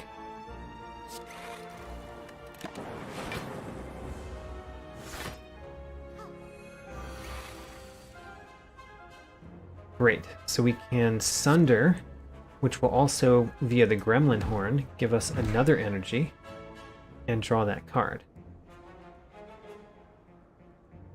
And then Bias Cognition, let's play the Cold Snap. The Sweeping Beam is excellent. I love how the Sweeping Beam is in the last hand of the deck, which means this Defend and this Curse of the Bell don't get shuffled back in next time.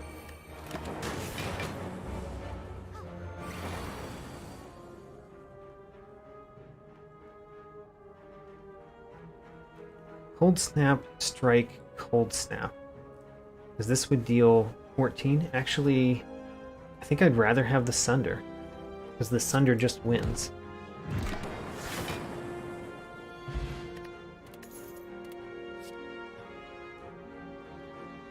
Capacitor. There's also the Ball Lightning, but Capacitor seems quite nice.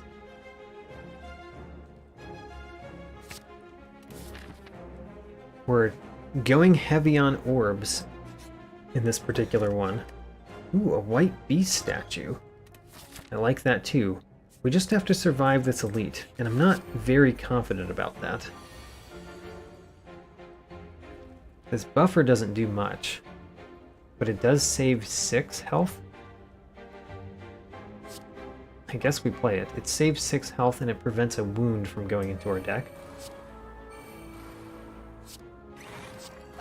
And we want to defeat the Book of Stabbing as quickly as possible.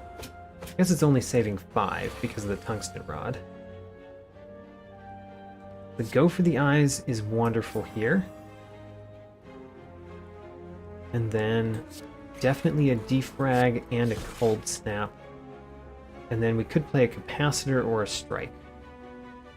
I think Strike. The Book of Stabbing you want to defeat as quickly as possible. Alright, this is a turn that, in theory, we could die. We won't die. But it doesn't look quite like that yet. We are still alive, by a little bit. But now we can play 2 Cold Snaps.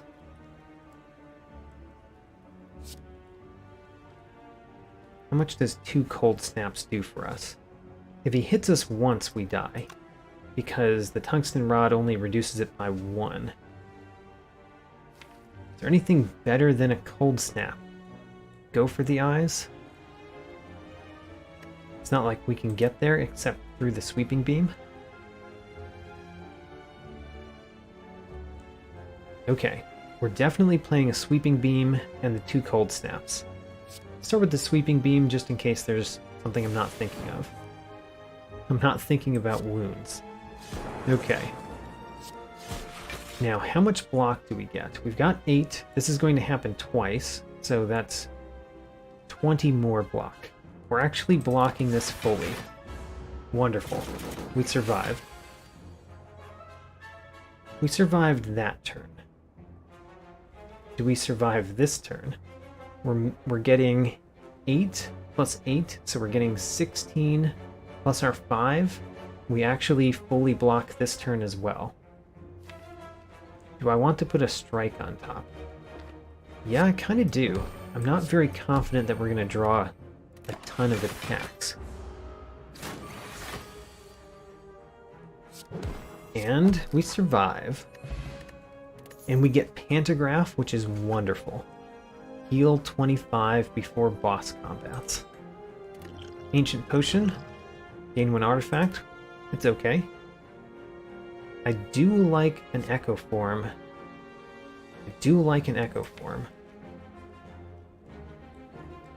Can we afford an Echo Form in this deck?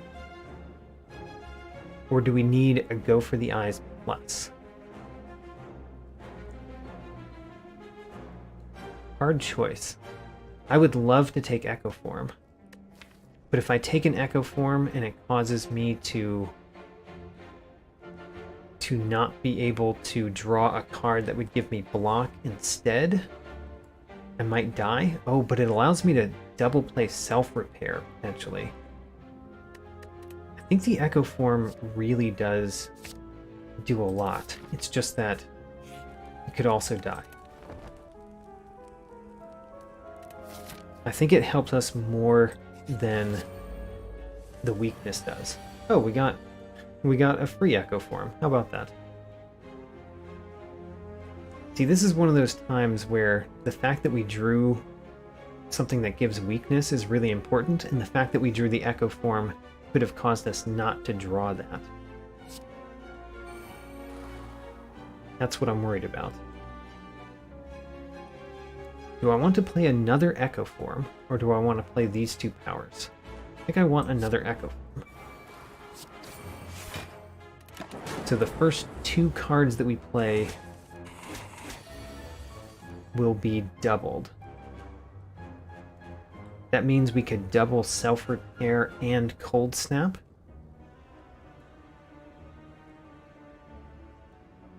Self-Repair being doubled is helpful as long as we survive the rest of the battle. If we don't, then that was a poor choice. We could instead double play Defragment and Cold Snap and play the Self-Repair later. Let's do that.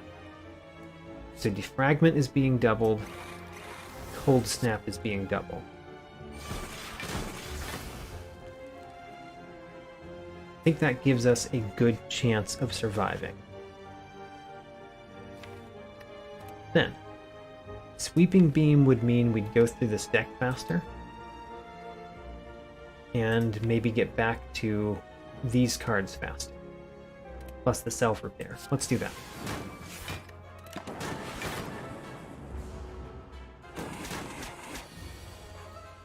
Alright, we're not dying this turn.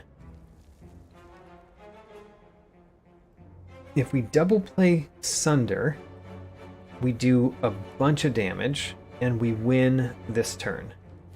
That means that I never get to play my Self-Repair. Is it more important to play Self-Repair? I think it is. So I'm going to play the Beam Cell, and I'm going to play a Cold Snap.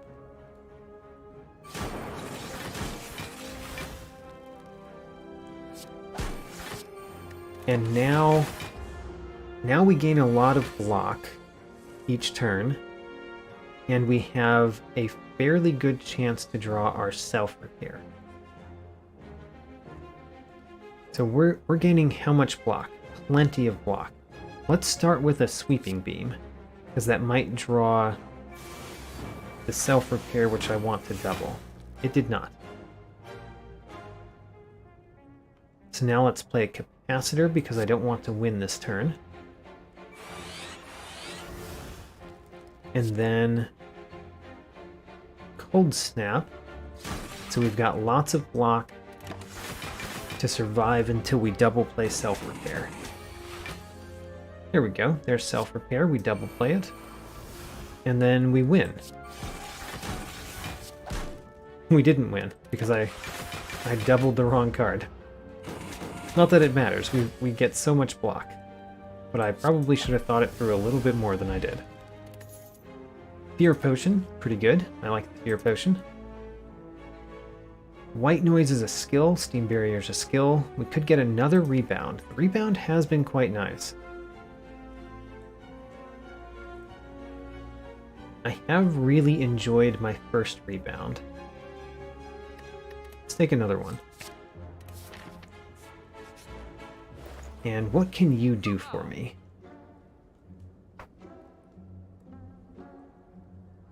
Could get yet another Cold Snap, or I could remove a card.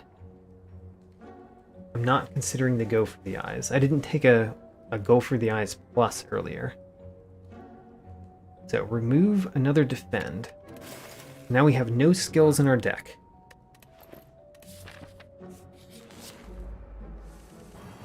I like the loop. Play that loop.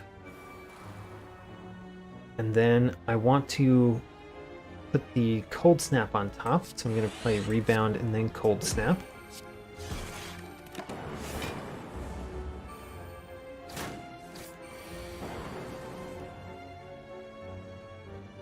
Unfortunately, Sunder doesn't quite kill the Cultist. Otherwise, I would really like to play it.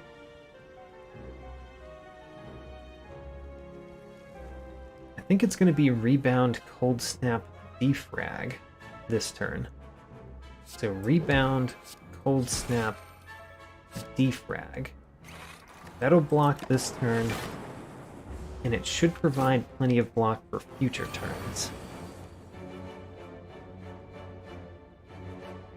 Could start with a Sweeping Beam.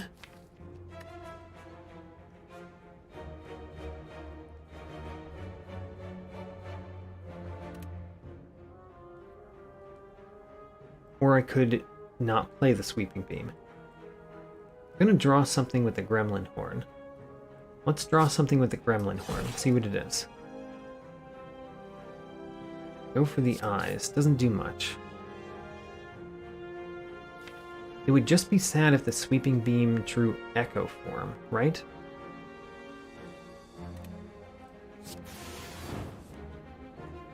Yep, drawing Bias Cognition is perfectly fine, though.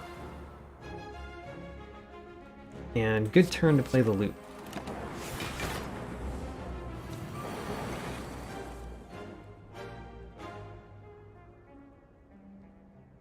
Free Beam Cell.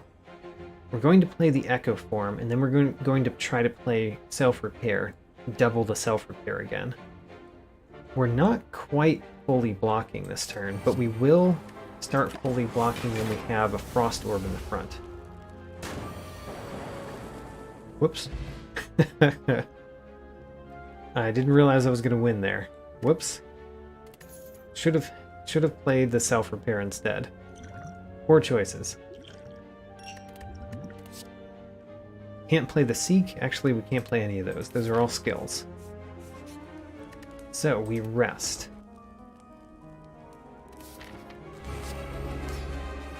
Whenever you play a power card, channel a lightning. That's nice.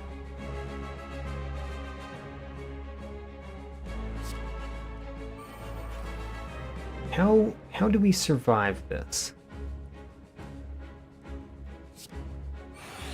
I guess we survive this the same way that we've been surviving other ones. We play lots of Frost Orbs.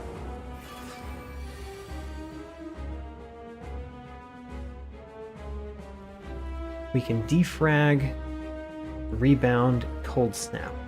I like that plan. Rebound. Well, that was not rebound. That was defrag, rebound, and then cold snap. That right one is going to steal either Echo Form or Bias Cognition. Does that mean I want to attack it? Sure. It has the best chance to get one of the rare cards that I would like it to not get, like the Echo Form.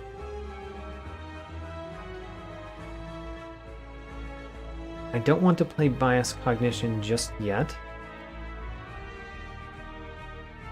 I'm going to play a Cold Snap before I play Self-Repair. And I don't really want to defeat this one this turn, right? Well, actually it's fine if the lightning defeats it.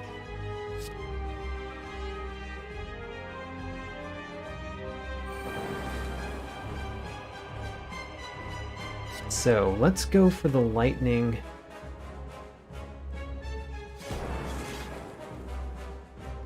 Good chance for the lightning to defeat it. Yeah, let's go for it. So now there's a good chance the lightning defeats it.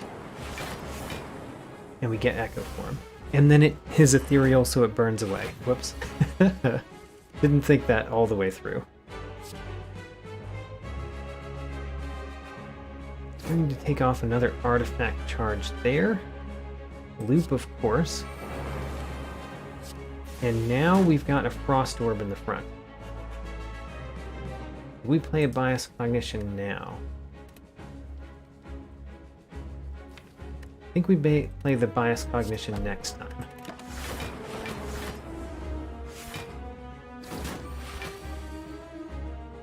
Sunder is good. And then rebound that Cold Snap. I basically want to be playing a lot of Cold Snaps at this point.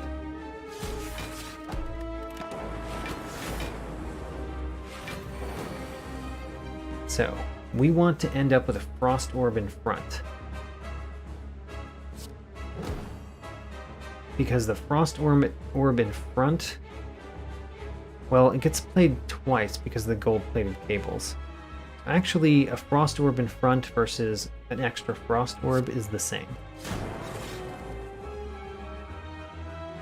Yeah, never mind. Frost Orb in front is not important. It would have been nice to have a Frost Orb in front at the beginning of the turn, though.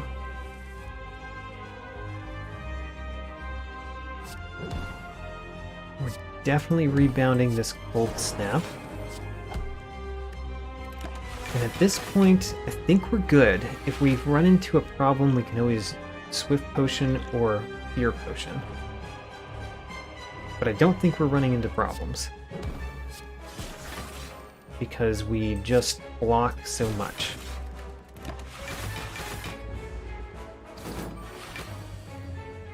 Now we play the Bias Cognition.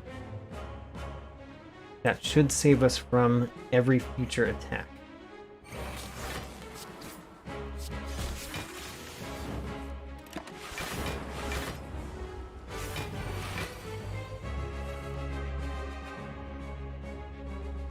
Go for the eyes. I guess we play Sunder.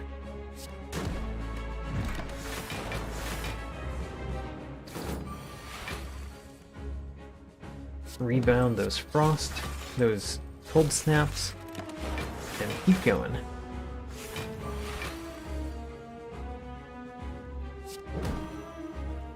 And I think we win this turn.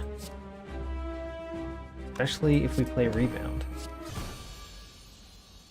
There we go. We've made it through Act 2.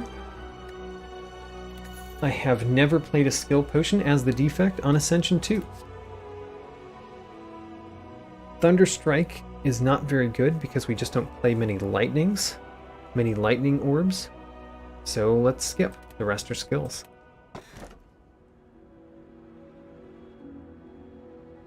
No longer be able to smith. As much as I would like to smith, I don't know if I'm going to have many chances anyway. Because I'm going to rest at pretty much every rest site, probably. So let's get the Fusion Hammer. It allows us to play Echo Form a little bit more reliably as well. If I hit that elite and that shop, we'll have a couple of fires at the end. So I could hit up this shop, go through that elite too. If I do that, I'm not going to Act 4. I'm not very worried about that. But we can make a choice when we get here. whether we're going for the Burning Elite or not. I think the answer is no.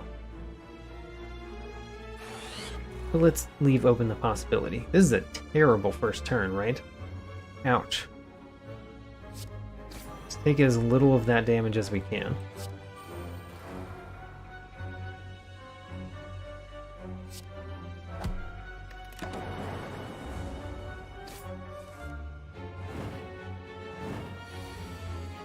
Alright, that hurt. I could double play self-repair, or I could double play Sweeping Beam. Don't think I need to double play Sweeping Beam. And here's why. We double play self-repair. We rebound the Sweeping Beam. Let's see here. Where do I want this to go? Rebound the Sweeping Beam. And then we play a rebound, which draws the Sweeping Beam with enough energy to play it.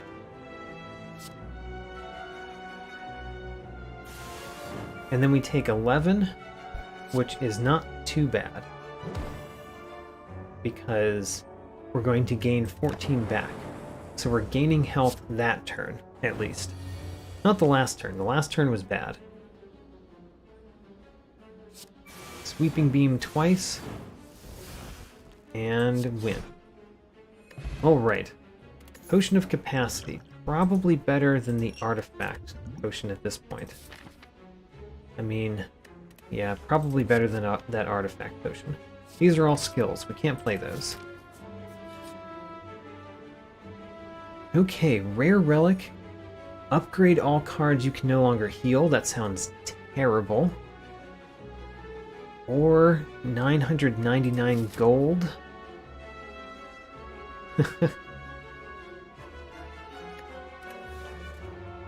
Tempting. Very tempting. If I had 999 gold, I wouldn't get to remove the Writhe. I would have 3 curses in my deck.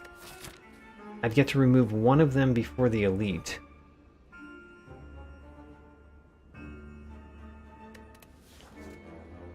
Huh. 999 gold. Taking it. The shop is very close by. That was my reasoning there. The shop is close by. Let's do it.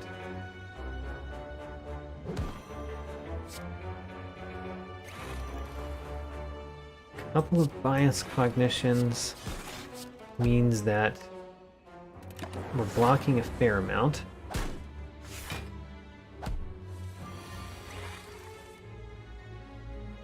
Sunder gives us our energy back. Let's do it.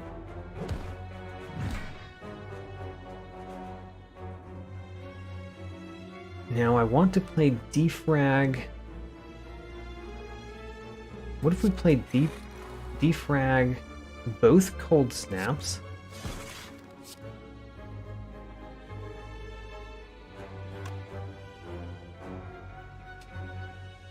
See, my plan here was to put Frost Orb in front, and therefore get rid of all of the damage. I think that's still my plan.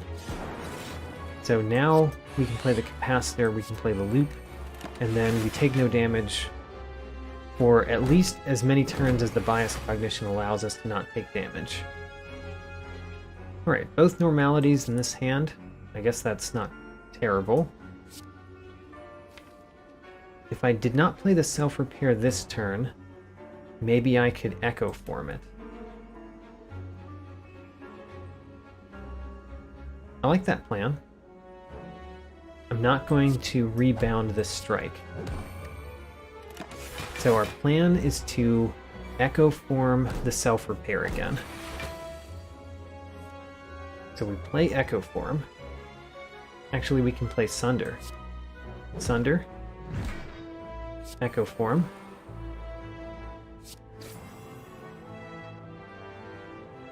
Don't actually want to Sweeping Beam, don't want to rebound the strike.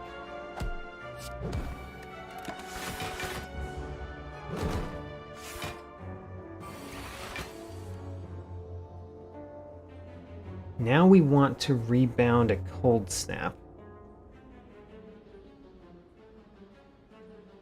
Let's Beam Cell twice. And then rebound a Cold Snap. I'm very happy that did not draw the Self-Repair. That would have defeated the plans that I had.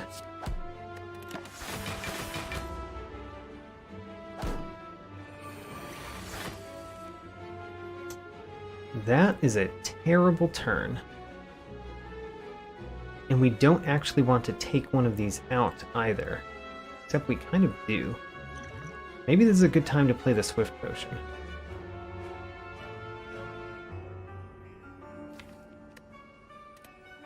Playing a Swift Potion.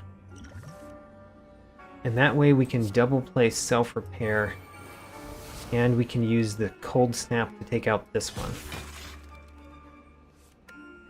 Alright, now at least the normalities are not shuffled back in.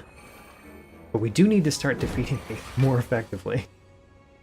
We're actually not earning anything from our Frost Orbs anymore. Pretty bad.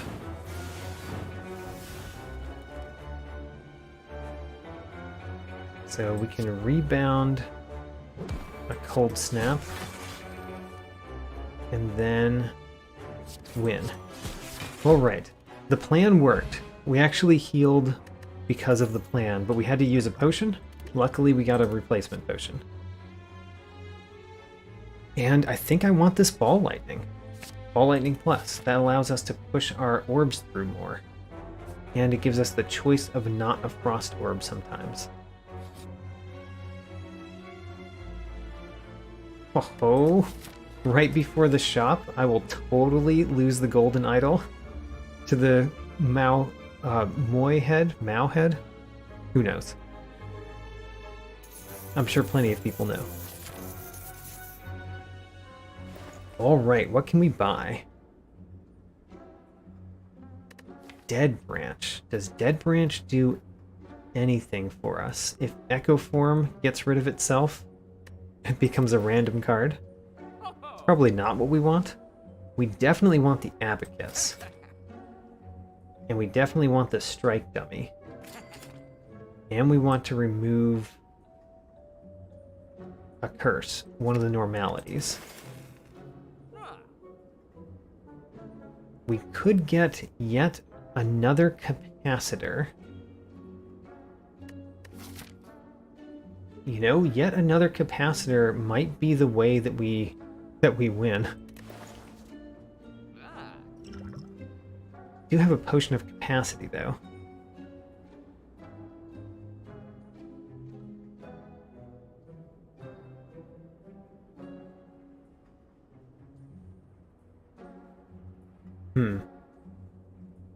I didn't want as much out of this shop as I thought I might. I think I will take the Capacitor. And now if I see a Heat Sinks, I really want to get a Heat Sinks.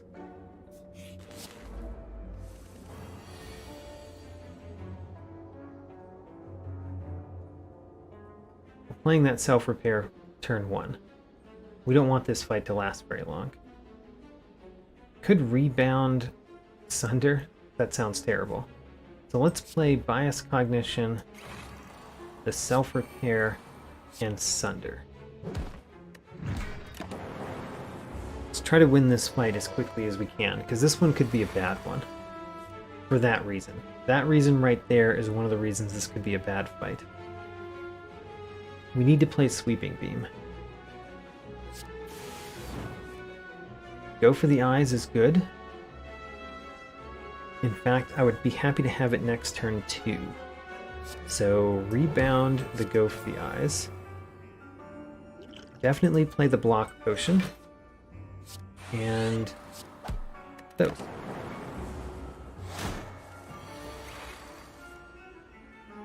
Alright, we've got our go for the eyes again. We also have beam cell. Start with beam cell, then go for the eyes. Definitely playing the defragment and the bias cognition and both cold snaps. That means we've got some really good orbs for a time. I want to play the Echo form. We're getting 16 block. Could play a ball lightning instead of the cold snap. I'd rather play the cold snap.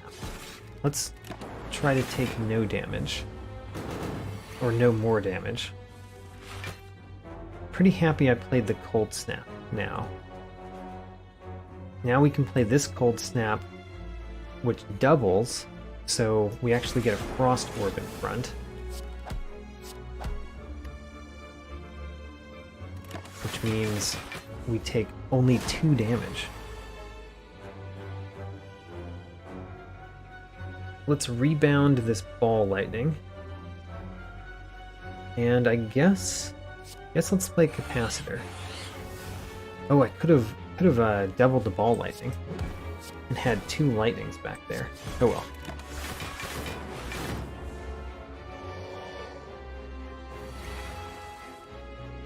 I want to win this turn.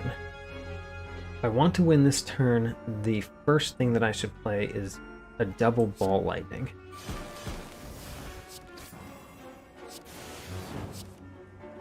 Win.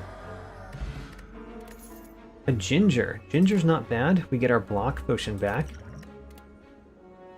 Compile driver. Huh.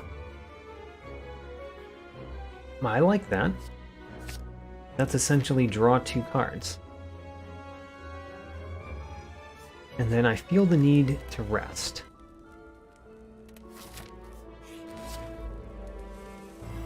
There's a heat sinks. So the heat sinks I think is very good. It's not great this turn because of the normality in our hand. But I think what we might do is play the bias cognition and hope to get something that produces a frost orb. We did not. So instead, we're going to use our block potion.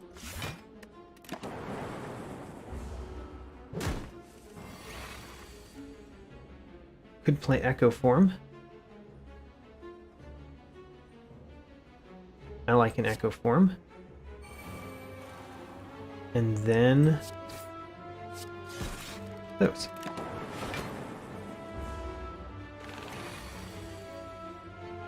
We can double play defrag.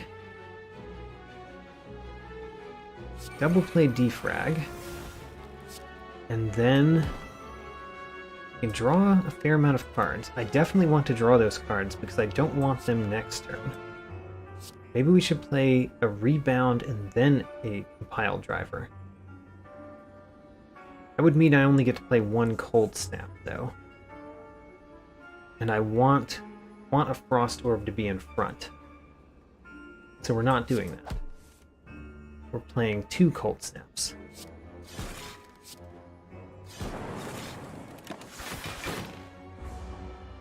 And now next turn should be good. It's not bad. Let's double play capacitor, which also draws cards. And then rebound the cold snap so we get more frost orbs. And then do we have self-repair still in our deck? We do. Let's try to get that self-repair out there. Twice, that is. Which means, what do I do this turn? We double play a cold snap. And then we play go for the eyes. And then we don't play loop or sunder. Because loop would draw us cards.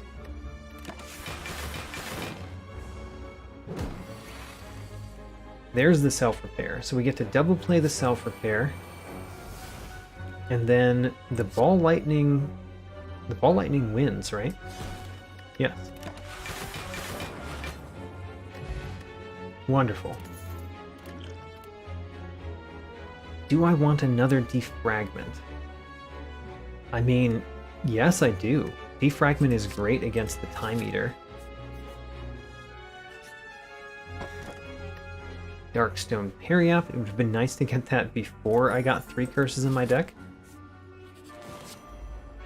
Alright, the Giant Head. How quickly do we defeat enemies, though? I don't know. I don't know that we defeat enemies very quickly. I play lots of attacks, but my deck is really more about producing Frost Orbs. Surprisingly. Defrag. Of course. I'm not going to play around with the Giant Head. We're going to play Self-Repair right here.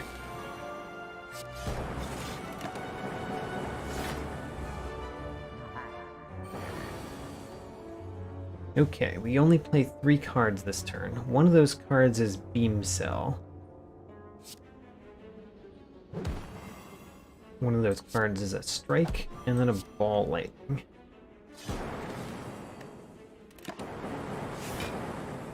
And we take our first damage, which means we draw cards.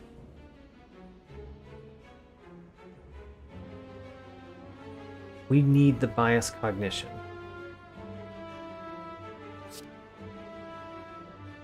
Bias Cognition,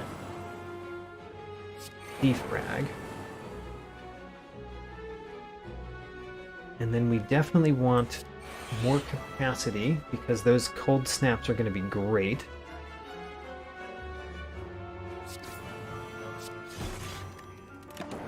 Wonderful.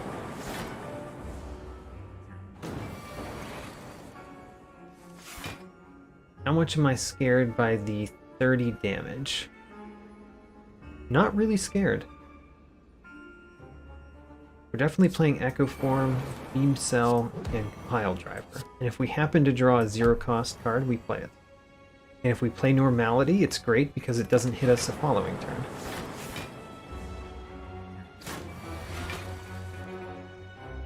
We could double play Sunder. How useful is that? Not very. Rather double play Sweeping Beam.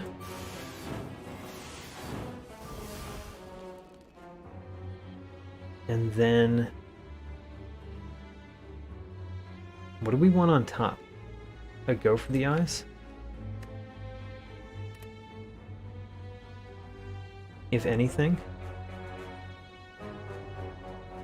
If we don't know, then I guess we play Sunder now.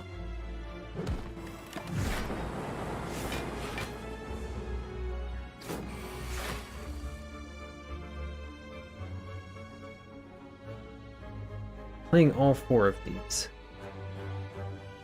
I think that defeats him.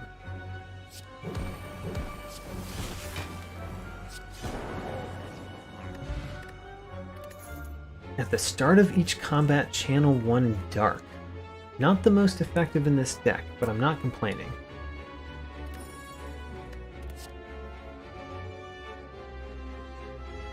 I will skip these. I think I have the orb generation that I want. Shop. Alright, the mango. We're buying the mango. No reason not to buy the mango. And then card removal service, we're removing another Normality.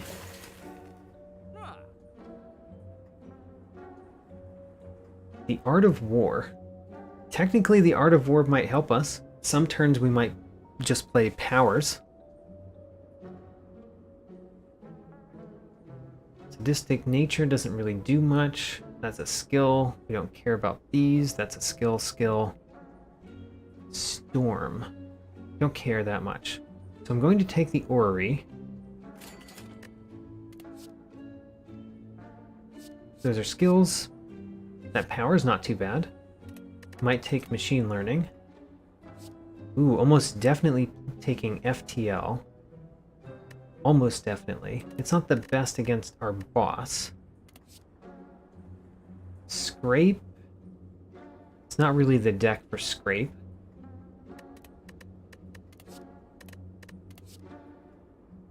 Those are all skills. Another Sweeping Beam. Huh. This ended up not being that much. I am going to take the Machine Learning. I don't really want the Scrape or the Melter. I could take FTL, but I think that it's actually not great against the boss that we have. And the boss is what I'm most worried about. So, that didn't get us much. But it got us something. Do I want a Blessing of the Forge? Not particularly. Do I want an Art of War? Yes, I do. And then, is a Block Potion better than Liquid Thorns against the Time Eater? No. Let's go. I can rest or recall. There's no way to get the other key, so I actually should have rested. If I had known there would be another one of these. Anyway, the Lantern is great. Would have liked to remove the Writhe. Take the Lantern. Move on. Hey, a Bottled Tornado. Oh. I think we want Echo Form in our starting hand. Echo Form. Alright.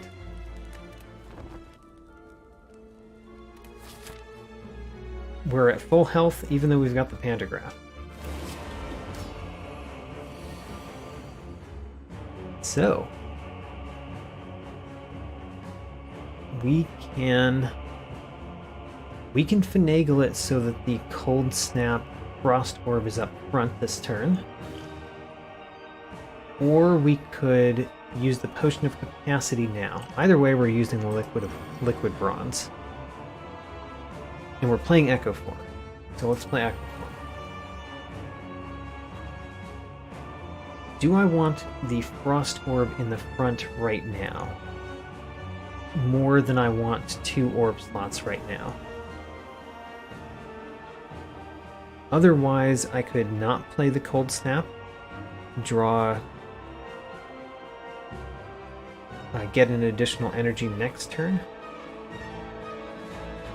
Nah, we'll play the Cold Snap. So, what we're going to do is we're going to play the Cold Snap, the Defrag, and then the Electrodynamics.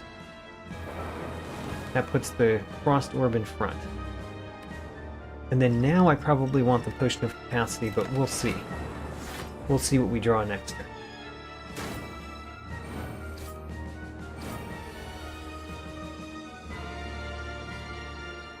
Okay, we can double play something. We could double play the Capacitor. That's probably what we want for this particular battle. Double play Capacitor.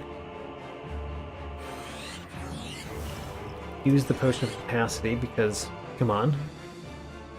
And then we want to put the Cold Snap on top for next turn. So rebound the Cold Snap. And then honestly, let's just get Self-Repair out. I know that means I can only play 2 cards next turn, but I think that's fine. I want the Self-Repair to not nerf my draws. Okay, we get to play 2 cards, and if I don't play the Cold Snap, if I play the Capacitor and the Defrag, then we get an extra energy next turn. We're double playing... Oh, actually, we double play the first card, so we're double playing Defrag. That's what we're doing. And we do get the energy next turn.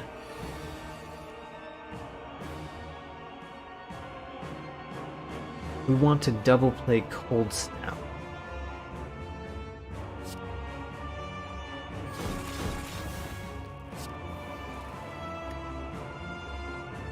Do I want to play another card? The Ball Lightning, maybe? the Sunder, maybe? In some senses, I don't want to, because what I actually want is to have so many Frost Orbs that I can just end my turn constantly and win. So you know what? That's our plan. We're going to get so many Frost Orbs that we just win by ending our turn. Many, many times. Loop helps with that. We're playing a loop. Double playing loop, as it were. And then go for the eyes. I mean, does go for the eyes do anything this turn? No, it just does a little bit of damage. Let's not worry about damage. Let's draw cards. Because I want these Frost Orbs. And I want to be able to rebound the Frost Orbs. There we go.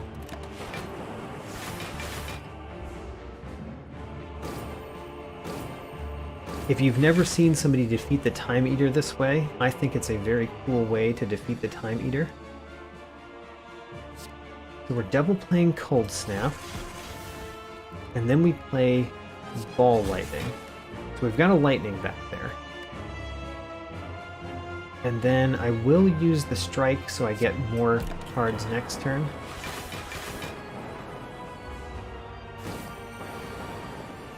And now we basically just want to play Cold Snap twice. Alright, there's our setup.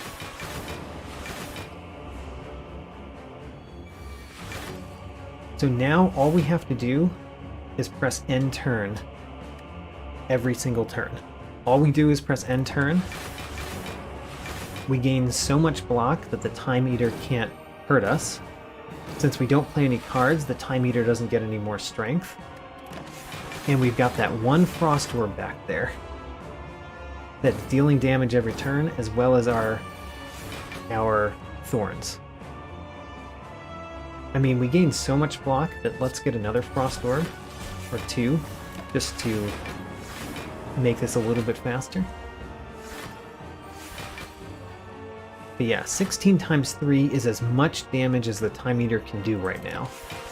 And we easily block more than that. Easily.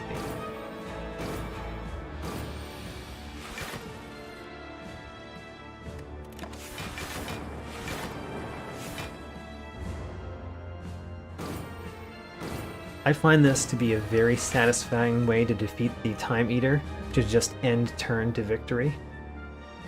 And in fact, at this point, the Bias Cognition will just make it go faster.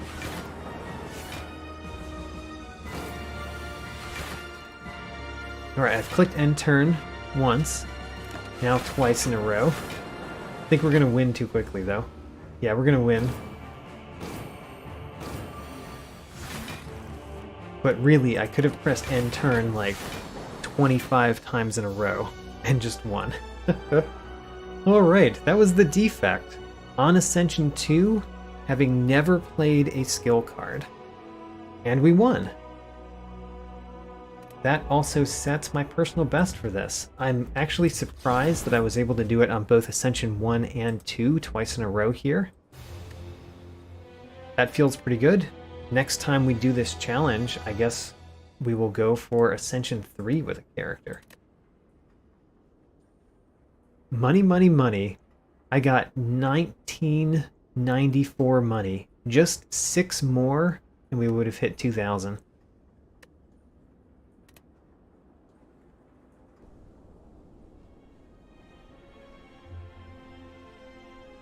Great, well that's it for the stream today. We won twice, once with the Watcher on Ascension 1, no skills, and once with the Defect on Ascension 2, no skills. Next time we'll be doing more of these challenge runs. Next time we'll be not playing attacks. So, see you all next time.